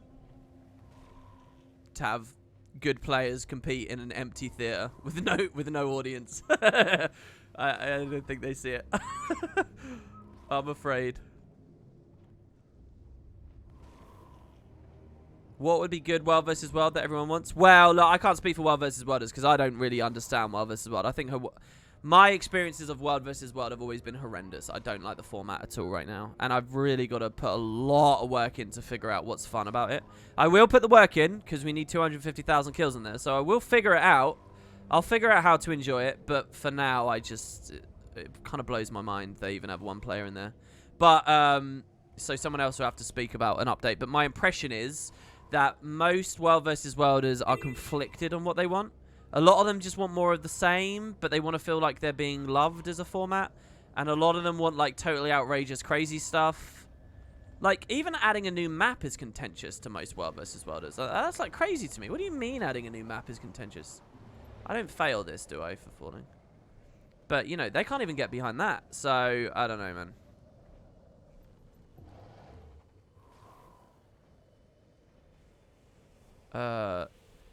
Is this it now? Are we done? Oh, we are. Good. I love that both of those were together. That was really nice. Next. Somewhere near the Allied encampment in the domain of Kourna.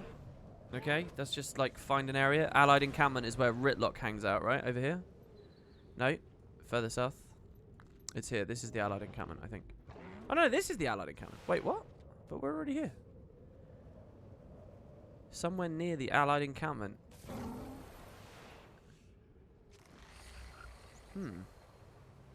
I guess I'll waypoint back and just look around. In the last 2 years, PvP's had monthlies, 1 week of 2v2 ATs that got taken away. Balance is not content. Yeah, no, I mean... well, the thing is, I think that they're limited on what they can really do. If they're not actually going to put money on the table and, like, have people a really fun reason to do it competitively and host shows and put streams on and stuff, I think they're limited. Because I think new maps and map reworks are pretty cool. But really, it's just like get population and infrastructure in there. That's all it really is. And balance isn't necessarily content, but as the meta changes, it can reinvigorate the mode in a way that like certain other areas of Guild Wars 2 don't get that benefit at all. Was this it? We just got another cutscene to watch straight away. What's Aurene eating? Okay, but that's not. No, this is what we already did, isn't it? Oh boy. I'll skip it if it is the exact same thing. I thought we were higher up the tower. The rumors of my immortality. Yeah, we already saw that. Just somewhere near the encampment. Oh yeah, definitely. All the stuff could have been implemented ages ago. I agree. But at least it's coming. I'm actually really excited about mini seasons. I haven't seen... You aren't streaming anymore at the moment, are you? I haven't seen your take on mini seasons. I kind of like the idea of mini seasons. But the thing is, and as opposed to most, I'm like a big fan of some of the activities like that come with festivals. They're not perfectly balanced, but they can actually be really competitive and really fun. Like maybe it's just my Guild Wars 1 side showing, but shit like snowballs and things, if they actually work on them a bit. So I like the idea of during like downtime we get to just do fun shit, you know. And that downtime between seasons is kind of horrible. Like those 2 weeks always feel so slow. It's like it's just pulling teeth PvPing during that period of time. You know, it just feels so bad.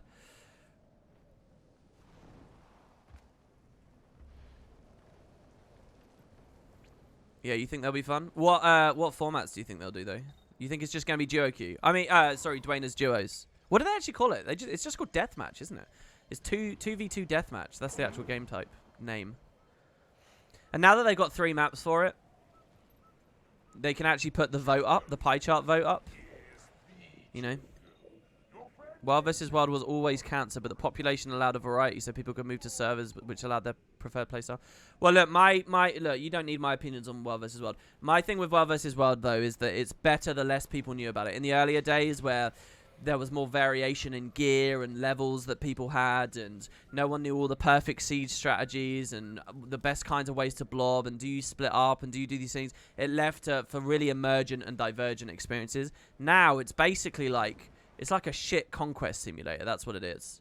It's just run until you're at a blob, right? It's like half conquest, half world bosses. It's so bad. But let me hold my tongue. I don't know. I don't play it enough. That's my impression of it. That's how I feel when I'm in there.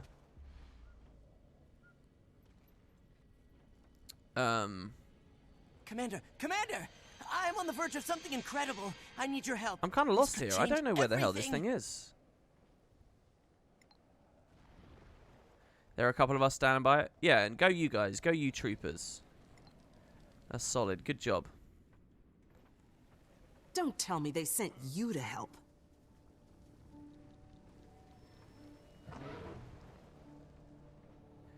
I kind of don't want to wiki it, though, because we've managed to get through without wiking it. Am I still looking for Blish? It's northeast of the camp. Is it Blish, specifically? Yeah, it is. Oh, is it going to be where we created the portal? That makes sense. If it's in the portal area? We should collaborate again sometime. Well, no, actually, we never made the portal in the northeast. It's a lore book, so it's somewhere on the ground. Ah. Okay, that makes even more sense.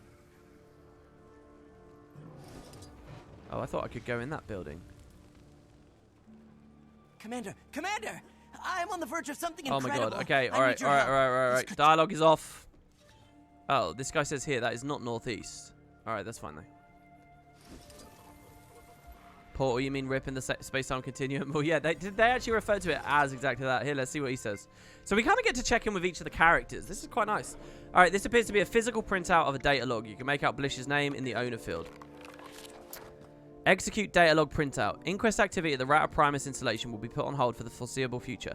This is unfortunate, as I was just beginning to determine how my portal technology could be miniaturized for personal use. I backed up some data locally, but Goric insisted I create external failsafe backups. That worked, of course, but it did not help that I had stored them all within Rata Primus itself. So when Rata Primus was overrun by Awakened and we were forced to evacuate, that complicated matters significantly. I'm at the very least confident that my encryption algorithm cannot be broken without severely impacting the onboard data. And when the time came, I felt it was more important to download Gorik's Scarab Plague data and everything that existed regarding research into Kralkatorrik. Saving all civilization is perhaps more important than my portal technology. Also, I could probably replicate my findings and do so in a more proficient manner, starting once again from scratch. Don't you guys always feel this? I always do. Anyway, Timey. Oh, execute wait action. Timey, thanks. So sorry, Timey thinks I look beautiful. ... I'm glad we're working together again. Oh, guys, doesn't your just heart swell? Oh my god, I'm gonna cry. All right. It will be cool following if they do anything with him here. If he comes back next season or something. You thought I was dead? Jokes. Not really. Okay, defeat Olori Ogun in the domain of Kourna while holding an encapsulator. So, Olori Ogun.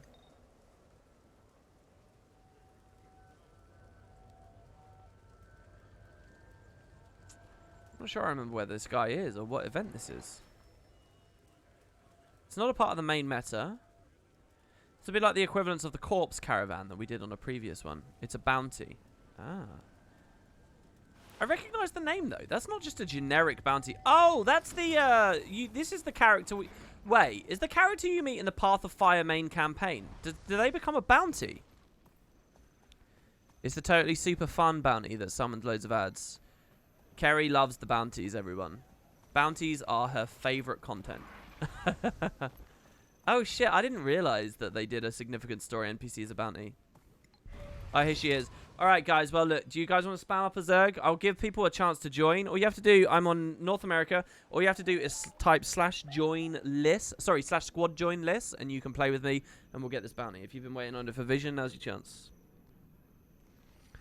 We could see Overseer Kuda approach Goric and start blackmailing him with Timey's life, saying that she can cure Timey's illness if Goric works for her.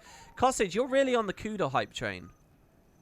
I don't know whether I think Kuda is any more important than Subject Beta, you know? Subject Beta's cool, right? And I think that that's a really fascinating little thing they did, and the integration with the dungeon, but do I think they're going to do a big story with Subject Beta or anything beyond the little, you know, interaction we got in Sunset Tiles? No, not really. And I'm not sure whether we'll see more with Kuda. Do it alone like a real man? On this Ranger build. You know I'm not a real man. Alright, let's go. I'm going to chicken out. Yeah, it's North America. We've actually done a lot of NA streams this week. No one would help you. I would have helped you. But you're probably doing it while I was in bed or something. So we go down to this little island. You like how she shit talks me more than anyone else? Well, she's allowed to. I'd never bite back at her. Bounty bars are the best chocolate bars? No, man. Coconut and chocolate? I'm sorry, but you don't know what you're talking about.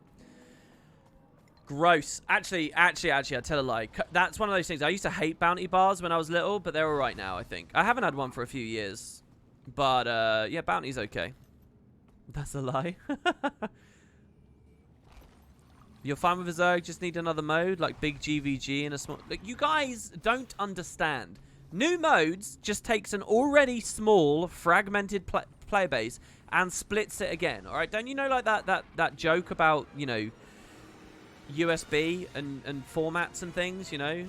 There's loads of formats and someone comes along and says, oh, I'll make a new format. This will be the king format. And then now there's just 6 formats. And then someone else comes along, I'll make the one that will unite them all, and now there's just 7 formats. That's what's going on with Guild Wars, right? Don't split a pressured community already. Stick with Conquest, stick with World versus World, stick with raids and stuff. It's okay that they moved away from dungeons because we have fractals. You guys are way too, like, unrealistic about what they actually have to play with and what concepts they can sell people on within the infrastructure of Guild Wars 2 as it already exists. I'm sure Kerry's very happy I instantly came here and got dunked. Also, I only have an owl resing me, which is super squishy, so it'll probably die. He seems okay. Do you like his name, by the way, everybody? Okay, so what do I do? He's just got a shield, or... break bar. Let's merge. Again, the whole idea was to just be pure merge, and just face roll pure merge is the thing. My pressure just feels so low, man.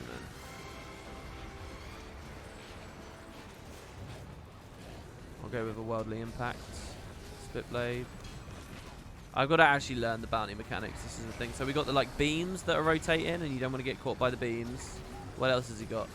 Fear-inducing field, and attack from up close to identify a weak point. All right, so it wants me to hard melee to get my damage up. I see. There we go. Oh my god, 110k Axe 5, and I don't even have much might. That was mental. Break bar. Oh, he knocked us back. I'm going to go with a point-blank shot, even from far away. I know it scales. Hey, does anyone actually know, with the new point-blank shot scale interaction, does it scale break bar pressure now, or what? What's the situation there? Guess we can elite, just randomly. Oh, this will be good as well. We'll get another huge one here. Only went up to 89k.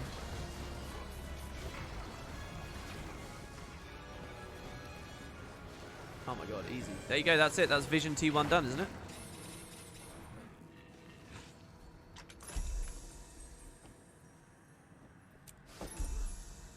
Or not.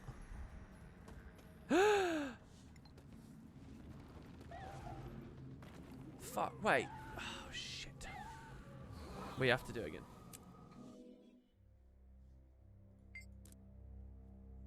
We have to do it again. I didn't have it on that character.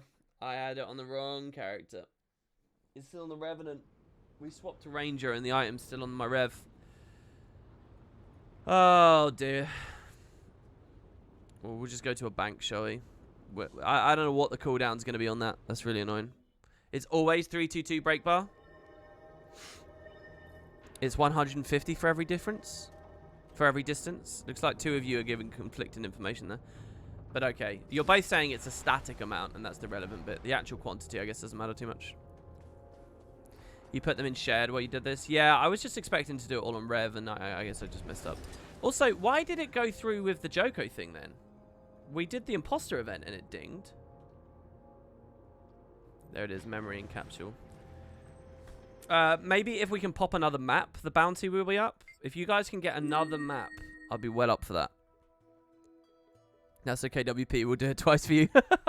Thanks. Go to EU and it'll probably be up. Well, look, we've got a good squad here. I'll keep it as an NA stream. I don't often swap in the middle of the stream because then you're just going to be left in like this weird bit where we're just waiting. Holy shit, what is wrong with you guys? Tray of mango pies. Gain health every second, 70 vitality. Lovely. I mean, I like me some mango pies, but these are clearly cupcakes, by the way. Cupcakes, cookies. What's this, guys? Stream, help me out here. Cupcakes, alt tab, cookies. What is this? They're just like they're like badly cooked cookies. What's the other one as well? Easy, easy. Snickerdoodle. Where's my ascended food? I'm not really using it, Kerry. I'll just take it from the aerodrome. Pandas, sand. They look like mince pies. These are not mince pies. They look like little piles of things. And these ones are like 50-50. Macaroons. Tiny piles of sand for crunch. Ugh. Oh man, you just gave me like flashbacks of being at the beach and like biting into a chip or something, and there's sand on it. They're frosted cookies. All right. I was thinking it was some kind of meal that I just had no understanding. Oh, by the way, they're brownies on top. I don't know if you guys noticed, but those are some good ass looking brownies too. Let's be real about this. Look at these brownies. They look like bricks. Look, they're even a little bit shiny. The things we do while waiting for the legendary cooldown. Go again. I'm trying to right click these people and see if I can pop a new map. Doesn't look like it. Alright, let me just pull this out of the bank as well before I forget. I guess inevitably. So we'll go to the Noble's Folly. It's all bloodstone brick with frosting. They look like snickerdoodle, and since all the items there besides the cupcakes are a variety of a cookie. Is a brownie a variety of a cookie? It's likely they're literally snickerdoodles. I've never had a snickerdoodle. What is that? Is that an American food? I think I've heard of that before. Snickerdoodle. It sounds like a kid's treat. Do you want a snickerdoodle? You know. Here comes the train. Okay, so Coalescence 3. This is for the ring, and I've got like stuff to do there. But we're gonna get another 20 AP on this, and we will win the Shattered Gift of Prescience here. And after that, I'm not sure where we go. I'm not sure how we craft vision after that. I'm gonna have to just like figure it out. Don't know whether we've got the money for it either, honestly. It's pretty 10 out of 10. Soulfire, you always say stuff like 10 out of 10 or 11 out of 10 or 12 out of 10 or 13. Is anything below 10 out of 10? Tell me something that's below. Isn't brownie a kind of cake? Yeah, brownie is like really dense, kind of thick, kind of squidgy chocolate cake, but like really dense. I wouldn't personally call it cake. I think it is distinct enough to be its own thing, but just imagine really, really dense cake. WoW Classic is below 5 out of 10. All right, guys. Let's see it in chat. How many out of 10 is WoW Classic? Let's see it. A perfect 5 out of 7. My feeling towards driving for work is a 3 out of 10. Oh man, that sounds depressing. Oh, how would you get out in the morning? Out of bed in the morning, knowing that you're instantly going to be a 3 out of 10. Sitting there in the car. Ewendel says a strong 9 out of 10. Dude, Ewendel. Substantiate that. It's old out of 10. 11 from Kairos.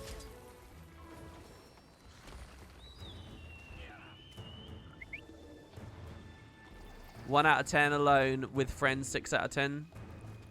I actually think Kerry's like really close there. I know you guys are going to think I'm a bit biased on that, but I think she's probably very close to where I am with it. I find it hard to go past 5 out of 10 because it's 50% really good, 50% really bad. So I think 5 is a good place to be around.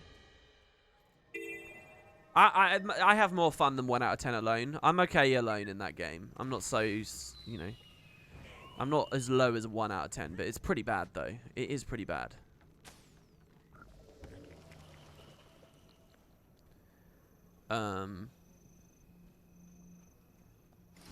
Let's see. I'm so brain dead, guys. I'm paying so much attention to chat. I'm losing my ability to actually press buttons and speak. It's kind of bad. Right, we're just going to wait at the bounty board then for the refresh. Oh, shit. What if it's like an hour-long refresh? Do you remember that Winter Gust? Do you remember that Jin thing? That's such a long cooldown. Fuck. Are we talking about WoW Classic now or the same game 15 years ago? Well, let's talk about it now because I think most people will have a very poor memory of how they really felt 15 years ago. I'm playing a Tauren Hunter. Apparently being a hunter is really bad because, like, I don't get a free mount. I have to spend money on bullets. I have to spend money on pet food. And I'm not even any good at the game. I think there's, like, one spell I get to use, like D-Shot or something. Not D-Shot. And that's it. That's, like, the thing I do. But it's alright. So I looked at the mount progress since day 1. You started with 16 mounts, and you now have 130.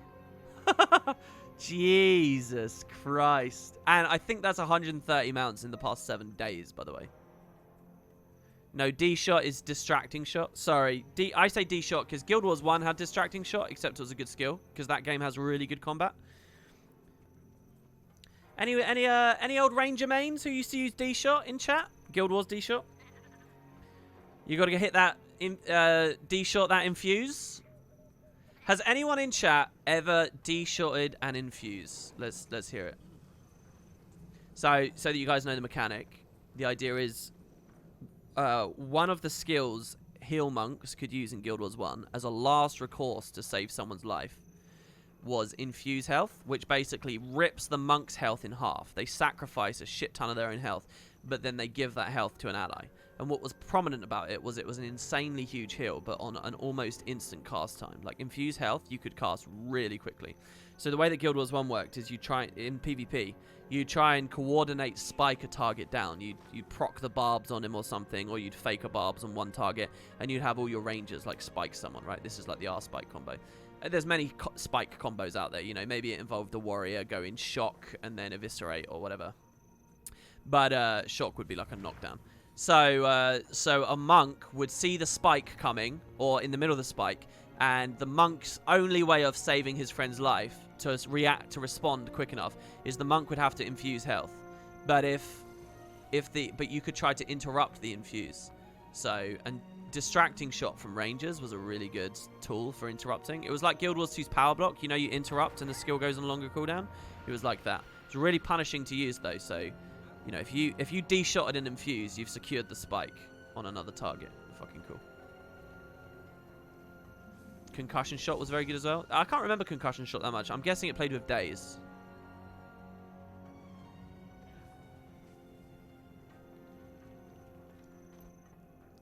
WoW Classic is an actual MMO. It makes very few compromises in the RPG department, and is unique in the modern MMO landscape in that regard.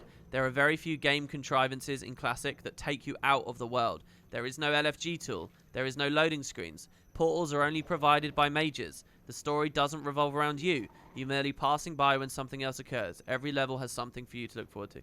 I get all of that, and like that's what I was saying earlier. That what WoW seeks to do, it does comprehensively, decidedly, and successfully. Okay, it's a flavor of game, and you're right, it's very unique. But I'm not sure what you just said, Ewendell, makes it an 11 out of 10. Maybe an 11 out of 10 in that very specific department. Maybe that's okay though. Are we allowed to judge a product on just one thing and say we enjoy that one thing? So fuck it. It's an 11 out of 10. Lies. Every streamer you watch uses LFG. Yeah, I mean add-ons kind of tamper with the facade that Blizzard created, which is interesting in its own right. I think there's a whole discussion there, but I don't know enough about any of this yet. I don't know anything enough. So. Oh, this is gonna suck. I don't want my stream to just be sitting here looking at a bounty board. What should we do? But I don't want to do this tomorrow. I want to keep making progress because I'm going to run out of time. Icebrood's going to come out. ArenaNet are working too quick. So Icebrood's going to come and I've got to be done with this stuff.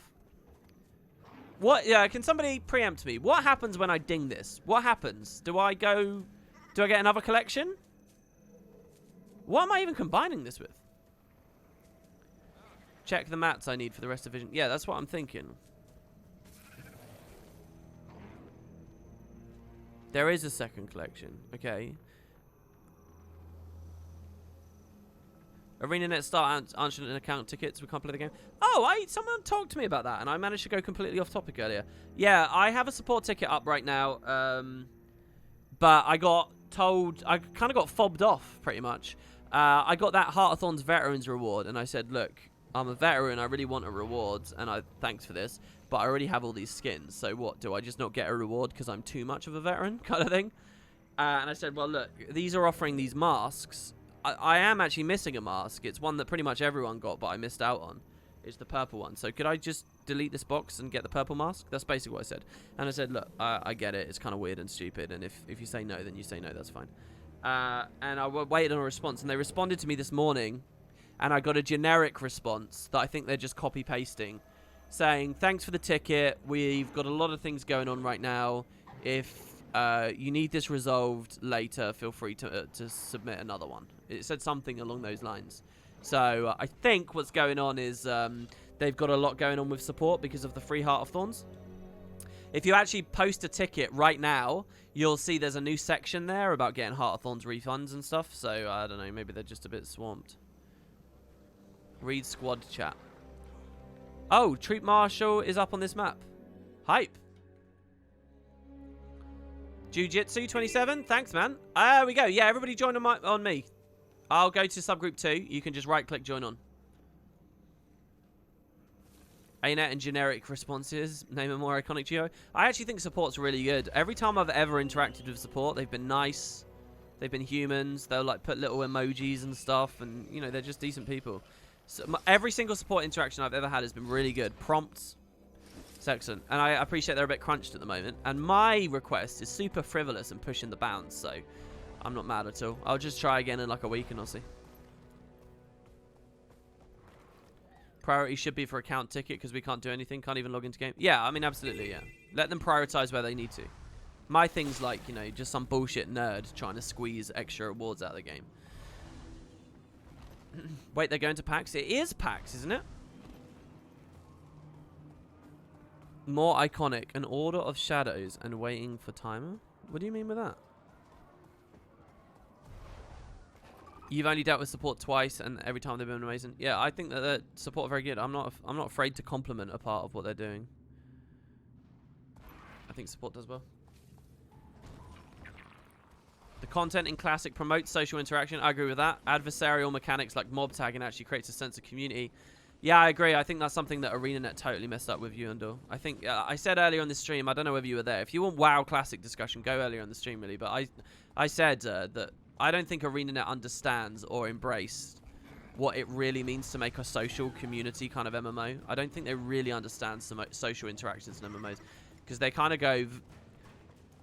It's the whole playing alone together kind of thing, you know, that they end up creating, but I don't think that's what they were going for. And all they've got to cling to now is people typing TY to revive one another and stuff, you know. It's much more social playing a WoW dungeon than it is playing a Guild Wars dungeon. You can just feel it, you know. You can just feel it so heavily. Like, and I've only done 1 day of dungeons, but you actually talk to people more, and you think about loot, and you look at what they're getting and stuff. It's so much better. Guild Wars 2's gameplay is way better, and Guild Wars 2's design and everything is way better and way more contemporary and stuff. But just that social side of it that really MMOs really give a fuck about. ArenaNet just completely dropped the ball with their philosophies. Just their baseline just completely augments the way you handle talking to people. And so I'm actually not finding Smoke Assault as being that high value, to be honest. Holy shit, we blew him up this time, though. Whoa. There it is. Vision 2, Farsight. So this time we get the... Oh, this is the precursor. This is weird. So you get the gift from the first tier, and now you get the precursor on the next. I actually didn't know this was called Glimpse. It's kind of weird. I bet most people who don't craft this don't know that it's called Glimpse. Kneel and contemplate your mastery. This is kind of a rare thing as well, because most people who get Glimpse are going to upgrade it ultimately, so you won't see people just clinging to the pre.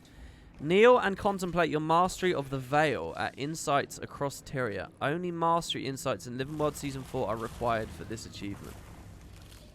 0 out of 20. We get no tips. So it's just go to all the mastery insights in the season. Off-topic question, but can I ask about a certain fantasy series several of your fans have been asking you to begin? No, I'm not going to talk about other projects and other ideas because I don't want to commit to things that then I disappoint people. You're just going to have to let stuff come as it comes. So no, you may not ask, pretty much. But I want to assure you that there are certain things that are very important to me that I'm not talking about. Do you think ArenaNet will make dungeons good again? No, I don't think dungeons are being updated anymore, and I think rightfully so. Okay, so we'll start on episode 1, I guess, and just go from there. This is kind of cool, because this character hasn't been on any of these maps.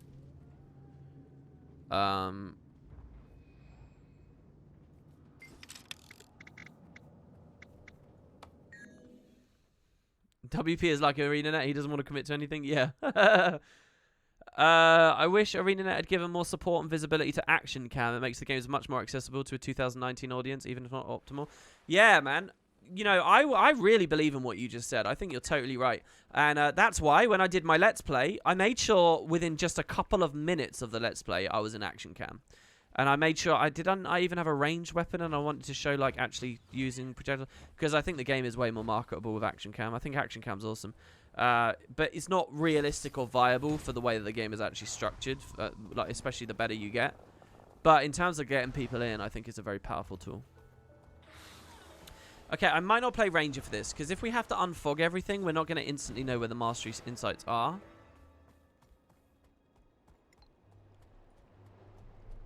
An Action Cam Battle Royale from ArenaNet.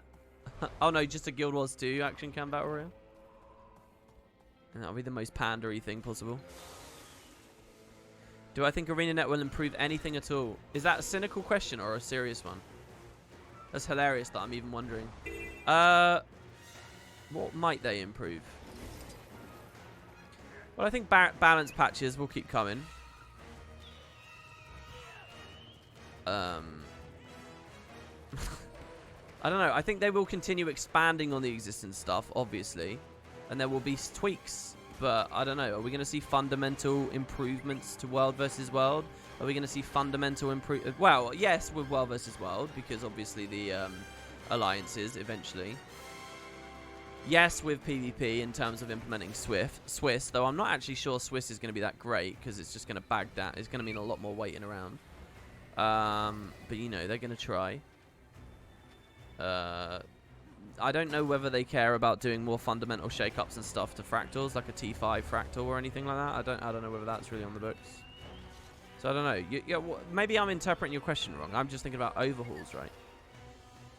Yeah, okay, so there's a mastery point on this boat, and let's see what happens when we go up to it. Okay, here, I've got a real question. I've got a question. Does anyone want to be my guide? Does anyone have a really good sense of where all the mastery points are, okay? And just, like, have the tag, or I'll ping you, and you just walk to them, and I'll just follow you, brain dead. That way I can keep focusing on chat and just talking about stuff. And we can stay on the Ranger, but we are actually, like, moving at a good pace. Does anybody want to be that guy? Also, how long have I been streaming? Don't tell me it's taken 2 hours to just do a couple of these. It has taken 2 hours. Alright, we're probably going to finish this today, then. Good TP to a friend. That's also true, yeah. Oh, it didn't even work. What am I supposed to do?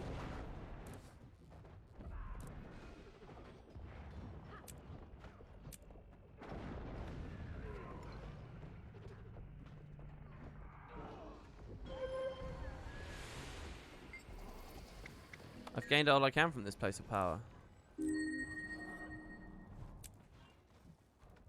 I clearly have misinterpreted what this is. Can I see? Oh, it says kneel. Sorry. There we go. Got it. People are going to be saying that in chat now. Do I need to kneel and stay?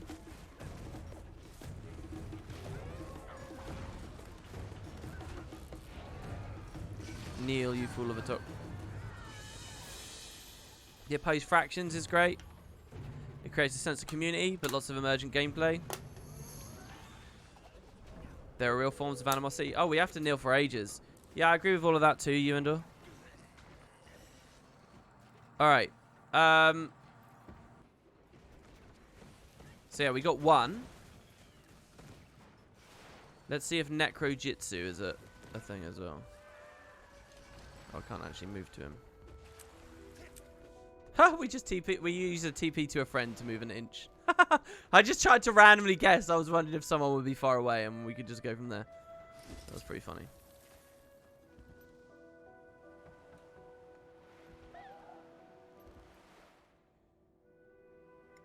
It's alright. We've got loads of them.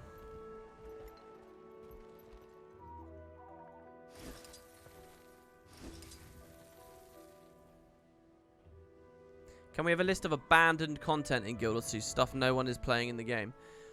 Well, you know, some of these things aren't hard to. You got to identify your boundaries first. So, like, is personal story abandoned content? Well, it's designed to be ran through once and then ignored. So, is it any surprise if new players pick up the game and still participate in personal story? Is it abandoned? Well, no, because they're definitely playing it. Are they getting all the way to Zaitan? If most people aren't getting to Zaitan, then is it abandoned? Well, hold on. At launch, most people won't get into Zaitan. That's probably why they never justified remaking it. So, is that abandoned content? What about areas of Corteria as people go and level and experience, you know? Are Corteria jumping puzzles abandoned, or are they... I don't think you could ever say they are, because they're on dailies and they have achievements. And yet, for any one jumping puzzle out there, it probably gets less playtime than random dungeons do. Dungeons get more activity than jumping puzzles, and yet people will call that abandoned. Just because it's not getting the updates. But jumping puzzles don't get updates either. Do you understand what I'm trying to get you to realize?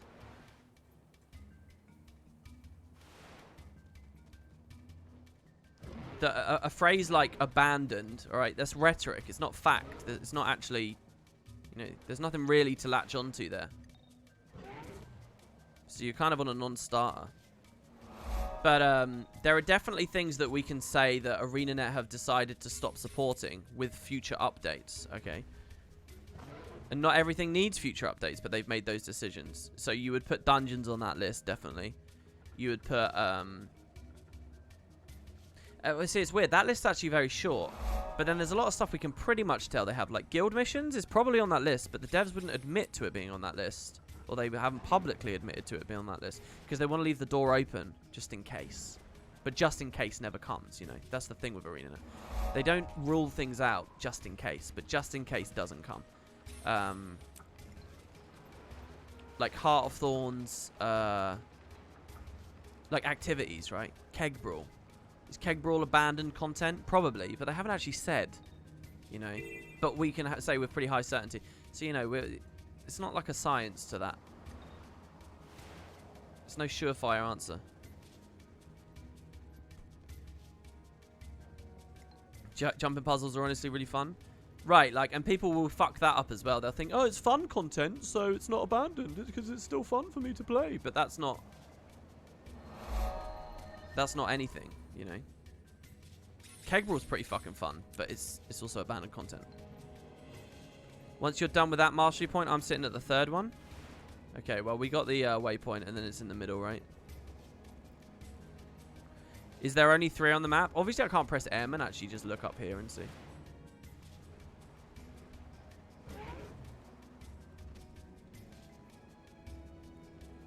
Okay, sit down. Keg Brawl isn't abandoned, it got a holographic dragon. That's true. Oh, I'm wrong. Okay, and then we kneel. This is weird. This is a bit lame. I'm not sure. Oh, and we get a buff, which is ticking down, this tells me. An overwhelming sense of calm envelops you. I have to say that watching one of my streams is probably not going to give you a meditative rest. Has anyone ever felt an overwhelming sense of calm talking to me?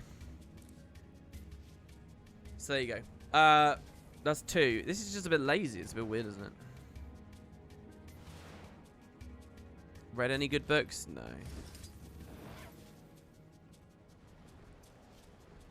Maybe in my early content. Maybe if you rewind a decade. You probably feel very calm watching my prophecies. If you watch me in prophecies, it's just very chill. It's very... Hello, everyone. Today, we're going to walk through another endless field.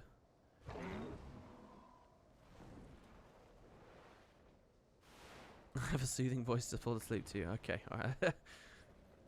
Jumping puzzles are great and don't need updating, but it would be nice if you could get some actual value out of completing them. Well, the dailies do that. You do get value out of them when it's in the daily rotation. Most people don't have their AP capped out. And if you want to argue about AP, then let's argue about AP, but that's not on JP's. That's now a different discussion. So wait, who was it that said that they're at the 3rd one? It's in Istan, isn't it? Isn't it on top of the big building or something? Oh yeah, here's another little observation about WoW Classic. Another thing, you know what I said about my insecurity and somewhat belief that WoW was clearly the superior game, right? Because otherwise, why is it bigger than Guild Wars, even though Guild Wars doesn't have a sub and all that, right? Like I was saying at the start. This kind of hooks into what I was saying at the start of the stream. Another interesting thing that I feel very cool having realized. someone in just that chat said Guild Wars 2 is super populated but doesn't feel very alive, right? That's a huge, there's a lot to that. Population has nothing to do with how alive a game feels. But anyway, a lot of Guild Wars, you know, I've always felt a little bit like, if I'm walking through Bloodtide Coast and I don't see any player the whole way through Bloodtide Coast because they're mounting or waypointing around or whatever, there could be loads of players, but it feels empty. And I'll sit there thinking, that's so bad, man. That's not right. That's bad. That's, you know, I'm feeling negative about it. But, like, hold the fuck up, right? Hold up, all right? I'm playing WoW Classic at the moment where millions of people are watching on Twitch. Everyone's there. It takes me, like, an hour or two to get in. I'm, like, thousands of people behind in a queue, right? It is a poppin' MMO, all right? You can't describe it as anything less. But I'm, like, 1 day behind everyone else on the leveling. And the game looks dead. The game is fucking dead. If you go in at prime time, NA, sit in a queue for 5,000 people, you pick up a Tauren and you go run through those fields, it's just you on your own, no one around for ages and ages and ages. You go to a city and it feels alive. But that's exactly the same that Guild Wars is in. So, like, that's not something to be insecure or some parameter to judge Guild Wars on. That's what, you know, that's how MMOs are. Like, even very successful MMOs feel empty in certain places. And I feel really nice having realized that and acknowledged that and can just feel comfortable about that fact, you know, that it's not some condemnation of the game. And only, you know, people without all the information would think so, as I was until now. But, you know, I'm not concerned about that anymore because you know, the question is, are you having fun, right? And does the emptiness mean that you feel better when you reach civilization? Which it does in WoW, you know. I got led to Orgrimmar. Kerry took me to Orgrimmar yesterday. And when I finally got there were all these players there. And it felt really good because the game felt fucking dead. And then there were all these players there. And it's like, oh, I've reached civilization. And then it's like, oh, that actually kind of mimics reality to a certain extent. Wow. This actually feels like a real immersive living place. Cool, cool, cool, cool, cool. So, you know, like, it's not something to be insecure about.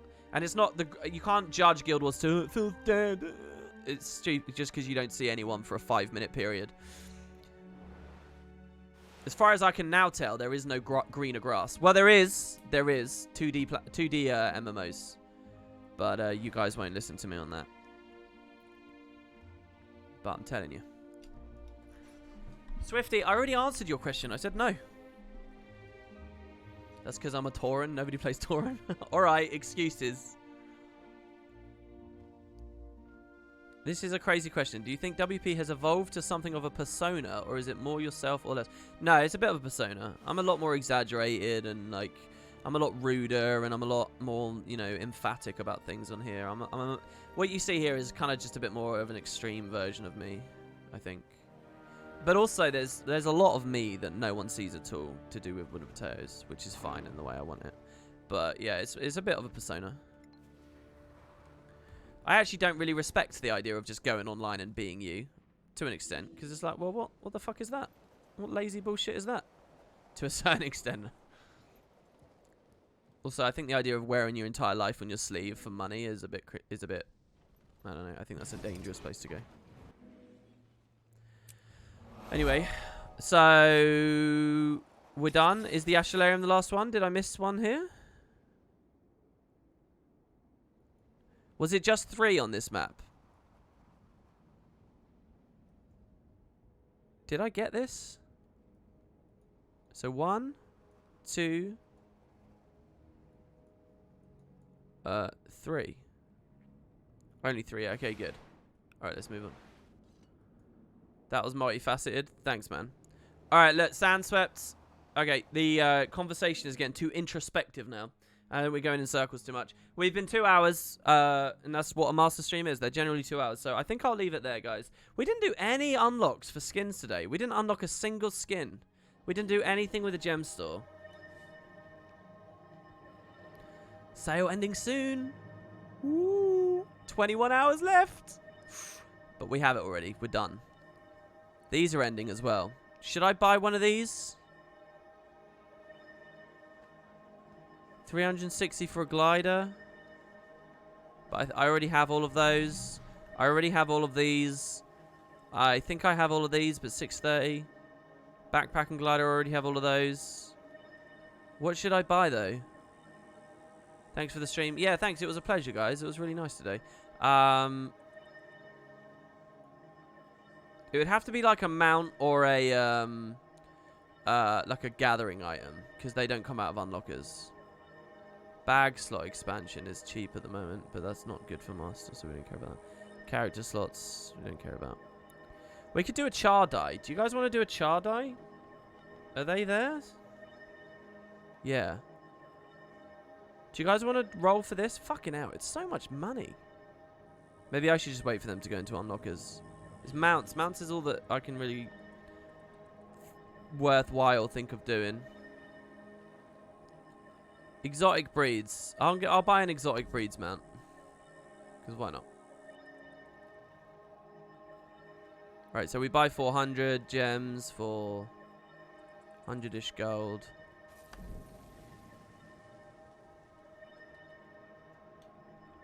There already are mount unlockers, man. That's what we've been doing, mount unlockers. And I'll do exotic breeds.